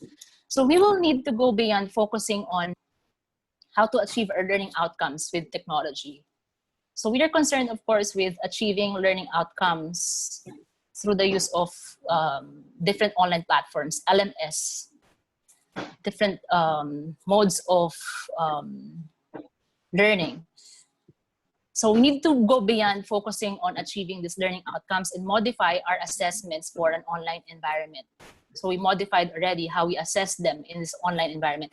We will need to rethink ways in which we can be attentive and receptive towards our students, which will require action from the cared for, the students, to also affirm that they are also feeling being cared for. And hopefully they'll do the same for others. So how exactly do we practice such relationships of reciprocity? So in practice, this may look in many different ways, depending on the context of the stakeholders. So how we plan to make the caring pedagogy work in the context of our institution may be different from other institutions because of the context of the situation of the students or even the situations of each student in a class. But at the end of the day, a care-centered pedagogy acknowledges the personhood of all involved in the learning process. We need to care about our students' well-being. Some will be directly affected by illness or stress by the news and the threat of the virus. Same with the teachers. We need to be thoughtful about intellectually and emotionally equipping our students to be in a relationship of reciprocity with their co-learners. So how do we do that in the context of an online environment where there is less face-to-face encounters, unlike in the previous normal environment? So to do this online, it would be something like resetting our baseline, maintaining an awareness of how much of a workload something seems to students online. So if we usually give them workload in the previous face-to-face setting, we have to reassess the kind of workloads that would be good enough because we are adjusting the baseline. It would also be something like prioritizing connection. Right now, students may be feeling particularly unmotivated if what we are teaching seems abstract or disconnected from their lived experiences. So connecting the teaching to what they are experiencing, like by achieving certain learning outcomes in our courses, we start with the discussion or dialogue about what they are experiencing in this pandemic, and that will deepen the learning that takes place. Two, also finding ways to encourage the students or learners to build community among students in personal relationships with individual students, even if you cannot see them, through like group discussion forums or group activities that are easily done online. And another question, last one, is the question of to what extent do these approaches or the approaches we employ foster learning in the emergency remote teaching, support or disturb the care inherent in the pedagogical encounter. We have planned out the approaches that we will use in the online setting. So one way of also thinking about the applicability of the pedagogy of care is to reassess and reflect on how much support do we provide to the students, to the learning of the students in the current emergency remote teaching setup. So we call this new teaching environment as the new normal, but we have to also recognize that this is an emergency remote teaching. We are all adjusting and transitioning into a different learning and teaching environment. So it's not only the students, but also the teachers that would have anxieties at this point. So care as a practical, not only an abstract, but concrete matter should ensure maintenance and continuity of the human world and form of life in these uncertain times. So critically, the pandemic has shown a public light on the power of vulnerability, that we recognize each other, teacher, students' vulnerability. And that vulnerability has a mobilizing affect of our attention to human vulnerability, that it's okay to be vulnerable. And that it compels us to act on how we could best address like issues of inequalities or oppression, for example. So the ethics of care is a practical response to specific needs of vulnerable persons and a sensitivity to the ordinary details of human life that matter. Hence, we could continually ask how caring is actually experienced and what we are like as teachers or as educators when we engage in caring encounters in the new learning environment. So these are just some of the questions that we can actually rethink or reflect on. And hopefully the overview on the feminist critique of traditional ethics leading to the notion of feminist care of ethics and pedagogy of care clarifies some of the points made by feminists against traditional ethics. So that ends my presentation. For references, you can also use these references as additional sources for the discussion on ethics of care and pedagogy of care in this pandemic. Thank you. Okay, thank you so much, Professor Rosalie Domingo, for that excellent, thought-provoking, very informative, meaningful, inspiring lecture.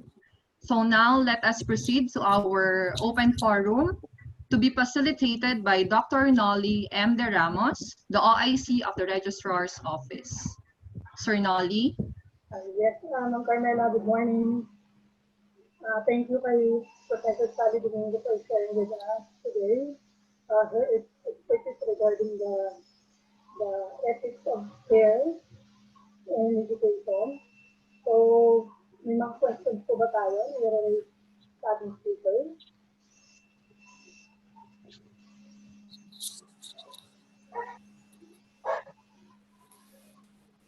Okay, Ma'am Sally, meron po akong question. Yes, ma'am. My first question is, what elements did Gilligan consider in her theory of moral development after it was not fully addressed by Goldberg? Sorry, can you repeat po yung last part of the question? What elements did Gilligan consider in? In her theory of moral development after it was not fully addressed by Goldberg? As it was not fully addressed by Kohlberg. Yes. Did I hear it correctly? So yung kay Gilligan po na care ethics or feminist ethics, she considered mainly, I think I mentioned a bit doon sa discussion niya ng critique of Kohlberg's moral development, how girls have been, wait, I'll just check yung slide. So Gilligan actually started her theory of moral development as a critique K. Kohlberg's theory of moral reasoning that focuses on the experiences of boys. That the moral reasoning or levels of moral reasoning of Kohlberg is more appropriate sa experiences ng males. So some of the key elements that Gilligan considered would be that we cannot measure girls from this perspective of moral development by Kohlberg simply because we should recognize that girls and boys or men and women experience have different moral experiences or lived experiences. They have different contexts in the sense that girls may tend to be more nurturing, may tend to be more interpersonal in their view of what is the right thing to do, what is the ethical thing to do, because they have been raised as more empathetic or sympathetic. So this is one of the key elements that propelled Gilligan's view on a different ethic of care. So merong ethical value sa caring that was not considered by not only Kohlberg but traditional ethics of justice. Kasi sa traditional ethics of justice focuses more on rules and universality of rules, that it should be applicable for all. But as highlighted by Gilligan, it's also important to look at the context or the situation of a person in responding to like different needs of those who are close to them, especially in the study done by Kohlberg on determining how the subjects would respond to the question on Hein's dilemma. So the consideration of Gilligan here is not only that men and women are different, or that we have different moral perspectives, but this difference, although they tend or caring tend to be more present in women, it should not also be used to essentialize all women as more caring than men. So hindi siya to consider one as better than the other. But the point of Gilligan is to also provide a different voice, a different perspective, that moral dilemmas are approached by girls differently, approached by women differently because of their context. So that's one of the key elements in Gilligan's theory of ethic of care. Okay, thank you, Ma'am Sally. Meron po bang mga questions? Raise to our speakers.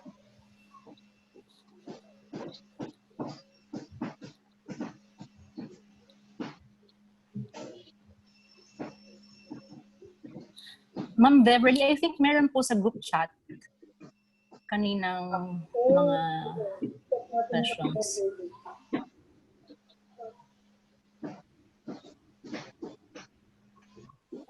The question of Ma'am Beverly regarding is, hindi ba we want to care muna bago we feel na we must care? Yan po yung pinag-sinabi. Si Ma'am Beverly and Ma'am Iona. I think nasagot naman ni Ma'am Iona. We want to care muna before we feel that we must care.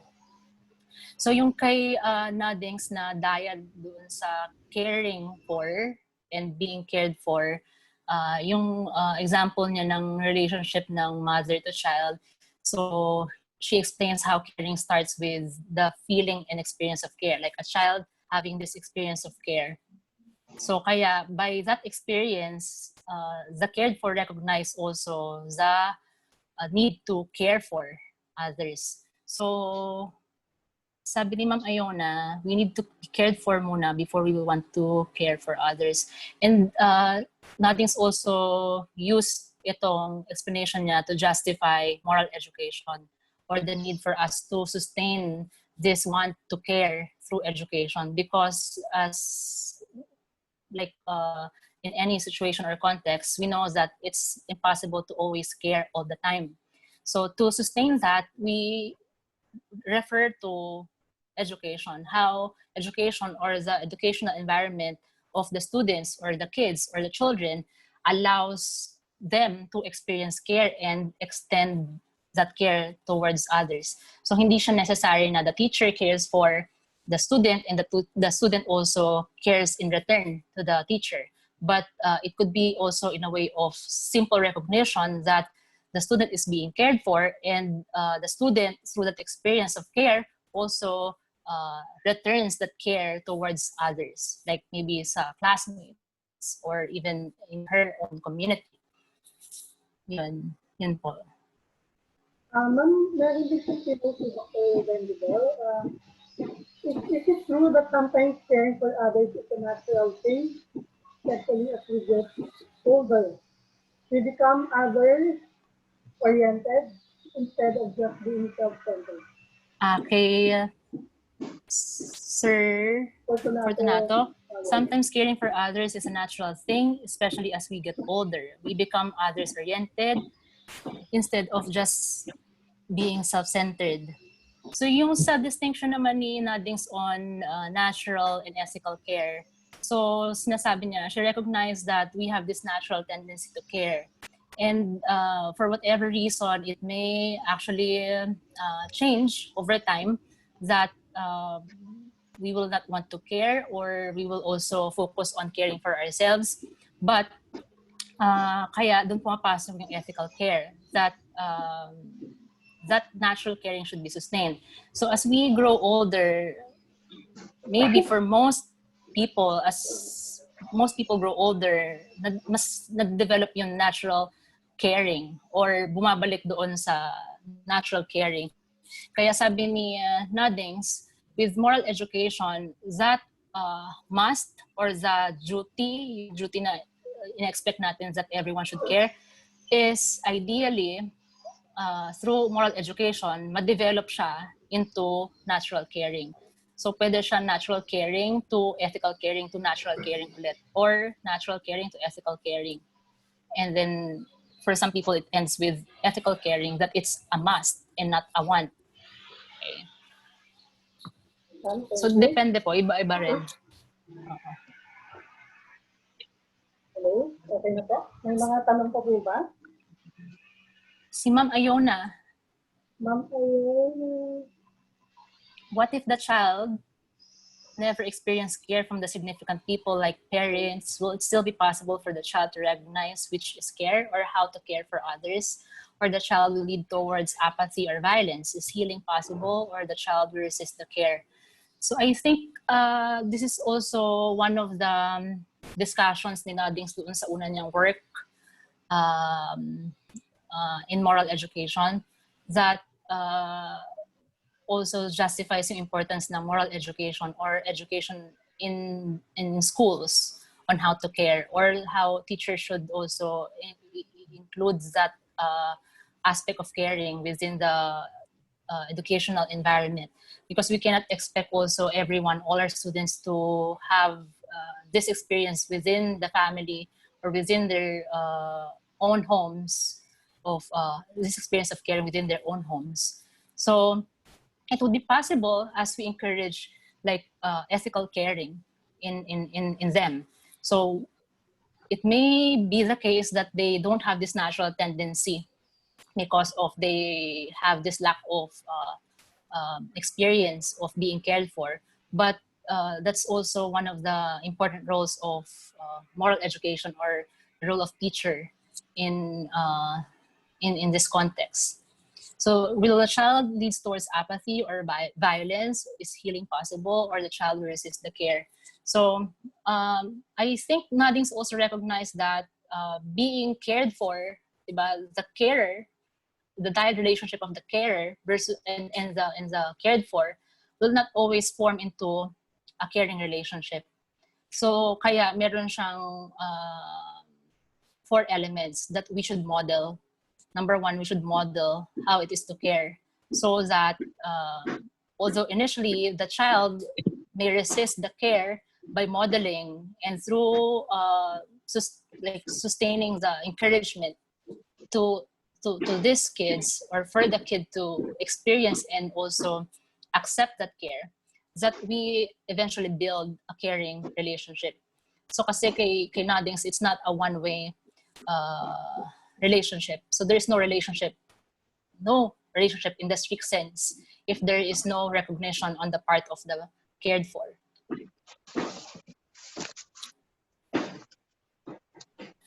Sir Nolly? Yes. Ma'am, meron din kong tinong si Sir Bendigo regarding to, we cannot give what we do not have. So, holds true. We can say that, Sir Fortunato. Sir Nolly, you have read that your not so close friend posted in FB about the loss of relatives, and you send a message of condolences, sympathies, and prayers. What type of caring is this? It depends doon sa the person giving messages of condolences.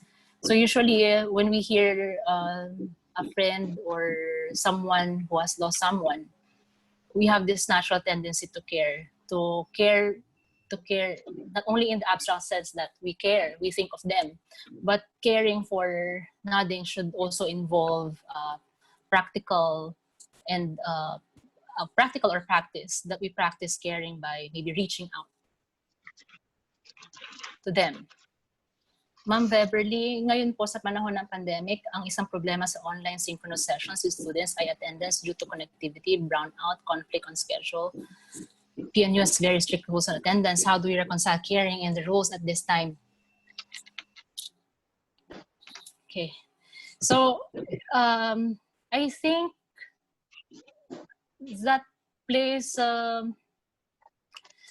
very good part on our last question, doon sa last slide on how do we extend, or if you subscribe to the pedagogy of care, for example, if you want to apply the pedagogy of care in this setting, how do you remain true to the values or values of a caring pedagogy?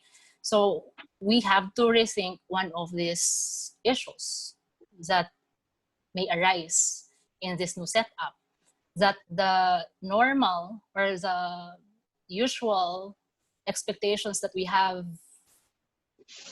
or set for our students before may not be applicable or may not be relevant as it is today. So kasi we have to consider na in these synchronous sessions, because maraming like number one yung connectivity, or for other students connectivity lang, for other students also yung problem of their areas not having a good connectivity to the internet, or other personal concerns or issues that may arise during class sessions. So online synchronous sessions, most of the current setup today, depending on the institution, most of the current setup today would change these policies or rules on attendance. So yeah, so that's one way of reconciling the rules and caring at this time. We have to be more open and flexible to attending to the needs of our students in this pandemic. Kasi nga, even if you call it as the new normal, educators would also refer to this as the emergency remote teaching and learning. It's not normal. It's not just a simple transition from face-to-face to online.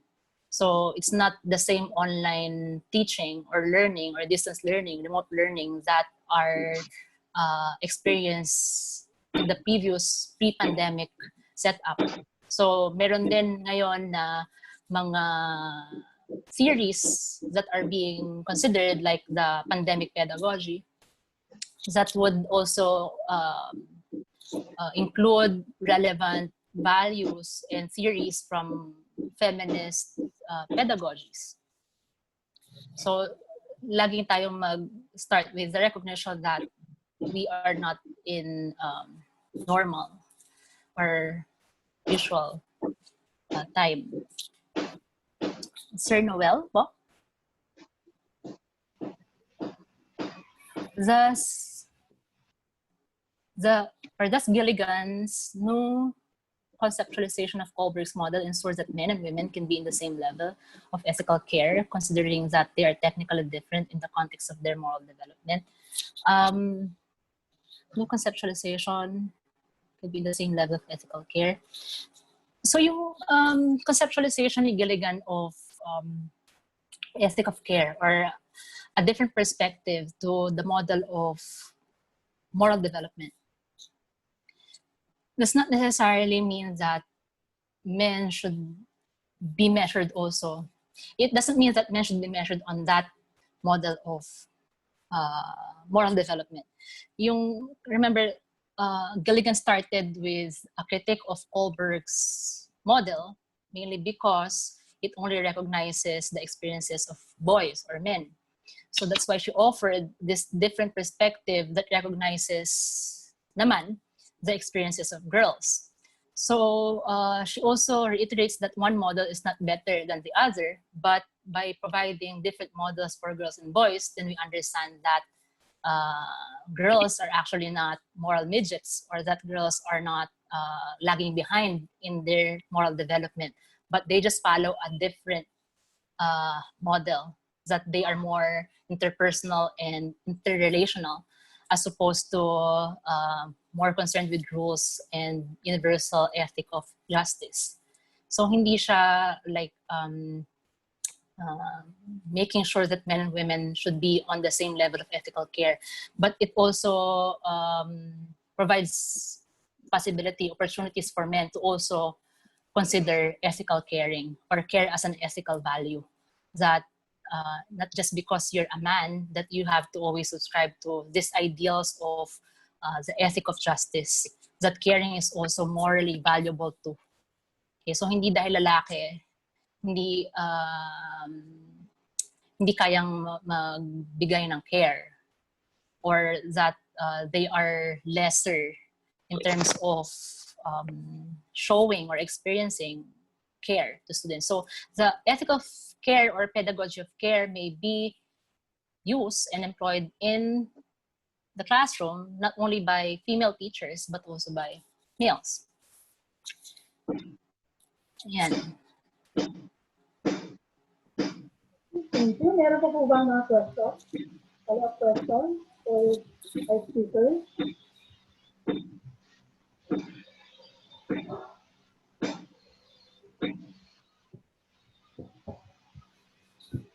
Thank you. We have responsibility as co-local parenting.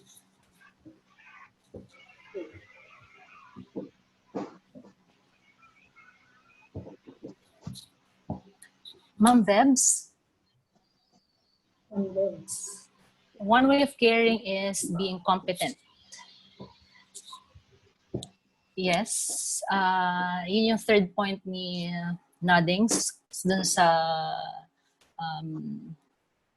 role of education or role of caring in education. That caring is not simply providing understanding, or as a teacher being flexible. For example, yung sa question of attendance na we have to be flexible and not strict to the rules that we have before.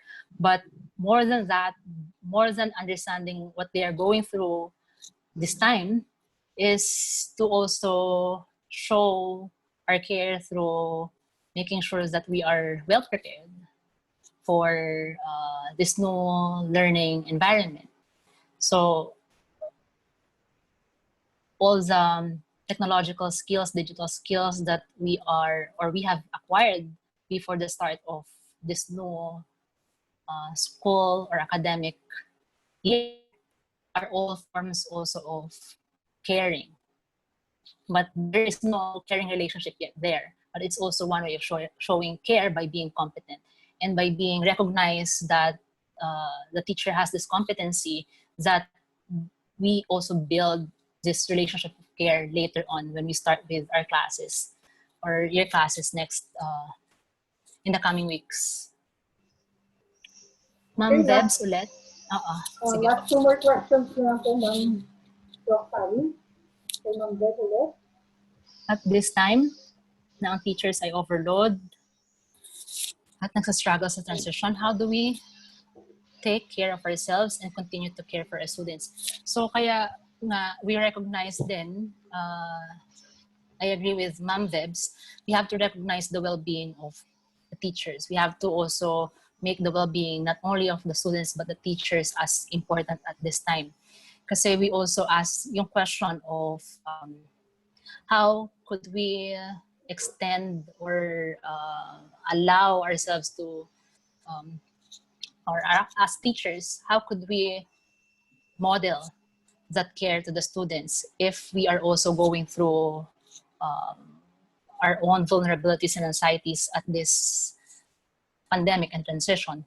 So in the pedagogy of care, one way of, kasi how do we care for ourselves or care of ourselves and continue to care for our students? So there are also discussions on, we should start with ourselves first. Usually we hear this in discussions on the well-being of teachers and students, that to encourage also and make sure that we take care of the well-being of the students, we start with caring for ourselves as well. And in this transition, siguro relevant yung relationship of care by students also recognizing that teachers or their teachers are going through the same vulnerabilities, or that we are all or collectively experiencing stresses at this time. So individually, that's what we can do. But to have this caring relationship, the students, there really is a need for the students to also recognize that the teachers are also struggling in this transition. Okay, ma'am, meron pa pong question, Teacher April. Last question na po siguro ito. In pandemic pedagogy, is ethics of care better than ethics of justice?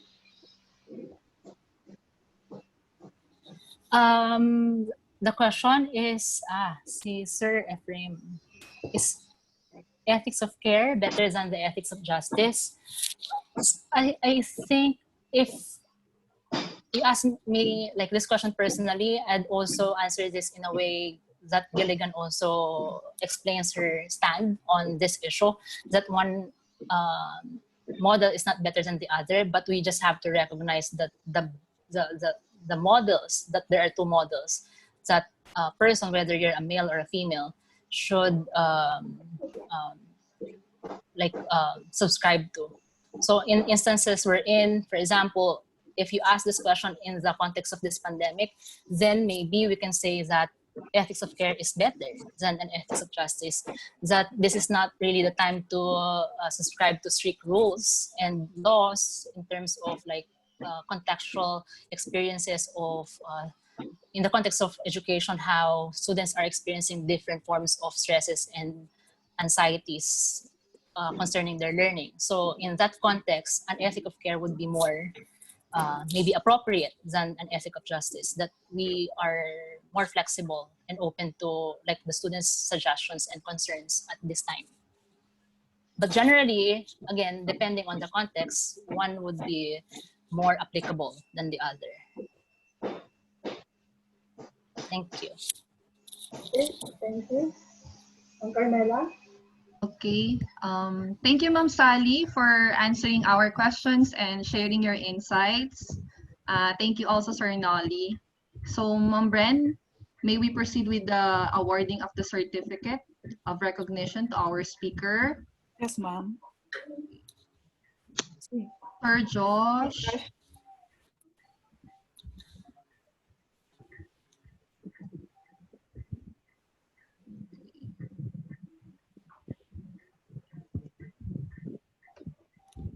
Okay, where is... Okay, so while Sir Josh is preparing for sharing the certificate of recognition, for all the participants, don't forget to answer our evaluation survey later. So I think Ma'am Brenda will post it later. Okay, so allow me to first read the content of the certificate of recognition. It's presented to Rosalia Domingo for her active involvement as a resource speaker in the webinar on the ethics of care and education in the time of pandemic, hosted by Philippine Normal University South Luzon, held on September 9, 2020 via Zoom application, issued this 9th day of September 2020. For signatories, Professor Brenda B. Villamor, Head, Gender and Development, PNU South Luzon, Dr. Rodrigo Abenes, Dean for Academics and PLE, PNU South Luzon, and Dr. Roel B. Avila, our Executive Director and Provost. So again, the certificate of recognition is awarded to Professor Rosalia Domingo. Thank you, ma'am. Thank you. So now, let us listen to our Dean for Academics and TLE, Dr. Rodrigo D. Abenes, for the closing remarks. Dean Rod. Thank you very much, Professor Carmela. To our resource speaker, Professor Sally Domingo, to our EDP, Dr. Roelby Avila, to the members of PNUSL Executive Committee, Professor Ray and Dr. Amor, to our University GAD Director, Dr. Minda, and to our PNUSL GAD Coordinator, Professor Brenda, to the campus's deans and officials, to PNUSL faculty and staff, to our guests from PNU campuses, good morning. And pandemic or not, feminist pedagogy should be considered not just a hypothetical imperative, but as the categorical imperative. This webinar is part 3 of our 4 sessions on GAD webinar series. And in our first, we had gender concept integration. Second, we had safe spaces in the new normal education. And third, we have ethics of care. And then next week, I think we were going to have a mental health on professors and staff. In PNUSL, we are still in the process of crafting a sustainable policy, not just for the COVID era, because our bagong kadauyan or kawaya-aralan sa bagong kadauyan is very silent concerning on these policies. But for the post-COVID era, we wanted to have a sustainable policy on this. We assigned the GAD office to head this task because we wanted to have an inclusive, critical, and caring institutional pedagogy. When we adopted the kultura ng paglulukad as our institutional pedagogy, I have my worries. Because paglulukad is a culture that emerged from patriarchal and feudal economy. Thus, it has its own hegemonic and symbolic violence. A violence that is invisible not only to its victims, but also to its agents. Being mindful of this, we try to counter it through our reflections on kultura ng paglulukad through the lenses of critical pedagogy. As a philosopher, I was not able to study ethic of care. The reason because this is not included in my coursework in my undergrad, MA, and PhD.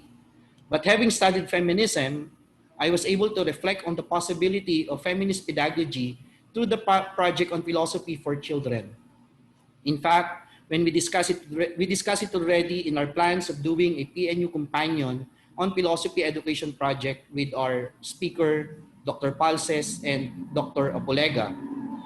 And I would say that there's a need for feminist pedagogy. It's because Virginia Woolf, in her book entitled A Room of One's Own, said that it's obvious that the values of women differ from very often from the values which we have made by other sex. Naturally, this is so, yet it is the masculine values that prevail. The question is there something wrong with masculine values? Before, I was not aware of this dichotomy until I discovered its horrors 6 or 7 years ago when I was still teaching ethics to maritime students. Based on my experience, what I did is I did a ring of judges thought experiment to my students, wherein I asked my students I asked them what you're going to do if you're going to have this ring. And this ring is a ring that has an invisibility power. And I was not really shocked at all when I asked my students to write it in a piece of paper, and they are all males, without any names at all, and typewritten without any way of recognizing them kung sino yung nagsulat. And nakakatakot kasi yung mga naisulat nila is that they're going to nag-reflect yung mga other talagang masculine values. For example, aggressive masculine values. Ang nakasulat doon is pupunta sa CR ng girls, merong iba na mangre-rape, merong iba na magnanakaw, and etc. And I'm medyo worried ako. But this has something to do with, I think that I really need to explore. Sabi ko, what is the reason behind of this kind of, bakit ganito yung mentality nila ng mga students? And then when I did that kind of experiment with tourism students, wherein lahat naman sila, all girls, nakita ko na iba naman yung kanilang values. Kasi if they're going to have that power na maisusuot nila with invisibility power, what they're going to do is that they're going to show care to their parents, to their loved ones, and to their family. So sabi ko, it is very interesting to take a look at it. So that's why I'm a philosopher, and as a philosopher, I am nurtured into the pedagogy or masculine pedagogy, wherein this masculine pedagogy is somewhat, we are guilty of this, somewhat exclusivist, one-dimensional, canon text, and I would say we are guilty of the pedagogy of fear. So F stands for fear, E stands for being exclusive, A stands for being arrogant, and R stands for being repressive. So, for example, pag philosopher ka, dapat medyo kinakatakutan ka. Pag mahusay ka, if you are an exclusivist, medyo mayabang-yabang ang dating pag philosopher ka. And there is somewhat a tendency for us to continue this kind of repressive hegemony. So that's why when I studied philosophy for children, I was able to realize that we really need to have 4 C's in our pedagogy. And what are those? These are being creative, being critical, being caring, and being collaborative. It's because this kind of pedagogy is inclusive, democratic, two-dimensional, experiential. And in this time of pandemic, there is really a need to have an ethics of care. Okay? What's the reason? It's because we need to have an emphasis. It has been mentioned by our speaker, emphasis on relationships. We need to contextualize it. And we need to appeal to compromise and accommodation, and we need to focus on caring, responsiveness. And I would add to my 4 C's, and that is 5, yung 5 C's, or the 5th C. We need to also have compassion to our students because this is a very special, parang medyo time, this is pandemic. So now I would say, and to conclude just what I have said in my first statement, feminist pedagogy is not or should not just be a hypothetical imperative for us. This should be the categorical imperative, not only in our transition or in our COVID era, but also in the post-COVID era. So thank you very much. Thank you, Dr. Abenes. Again, please be reminded po to do our evaluation survey. I think Ma'am Brenda has already posted po the link in the chat box. Okay, so before we end our webinar, we are requesting you to please open your video po for the picture taking.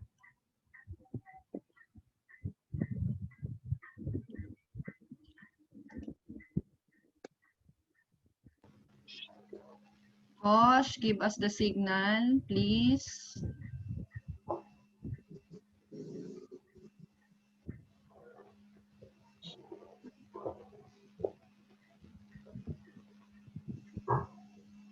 Okay na, Josh? Sige, ako na lang, ma'am, ang sige, si Josh na lang po. Okay po. Si Ma'am Sally po, hindi po naka-open yung video po niya. Ma'am Sally? Open naka-open po yung isang device. Sige pa. Thank you po.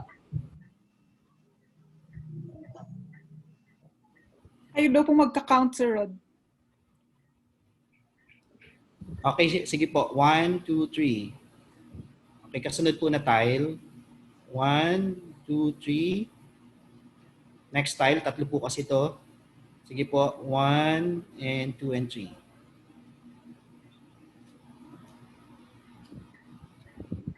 Okay na po. Okay. Thank Ma'am you. Brent? Okay. Thank you. Thank you, Ma'am Carmela. Thank you, everyone. Thank you po sa po. lahat. Thank you so much po. Thank you, Ma'am Sally. Thank you, Ma'am Sally. Thank you po. Don't forget to evaluate. Thank you, Ma'am Brenda. Thank you, sir.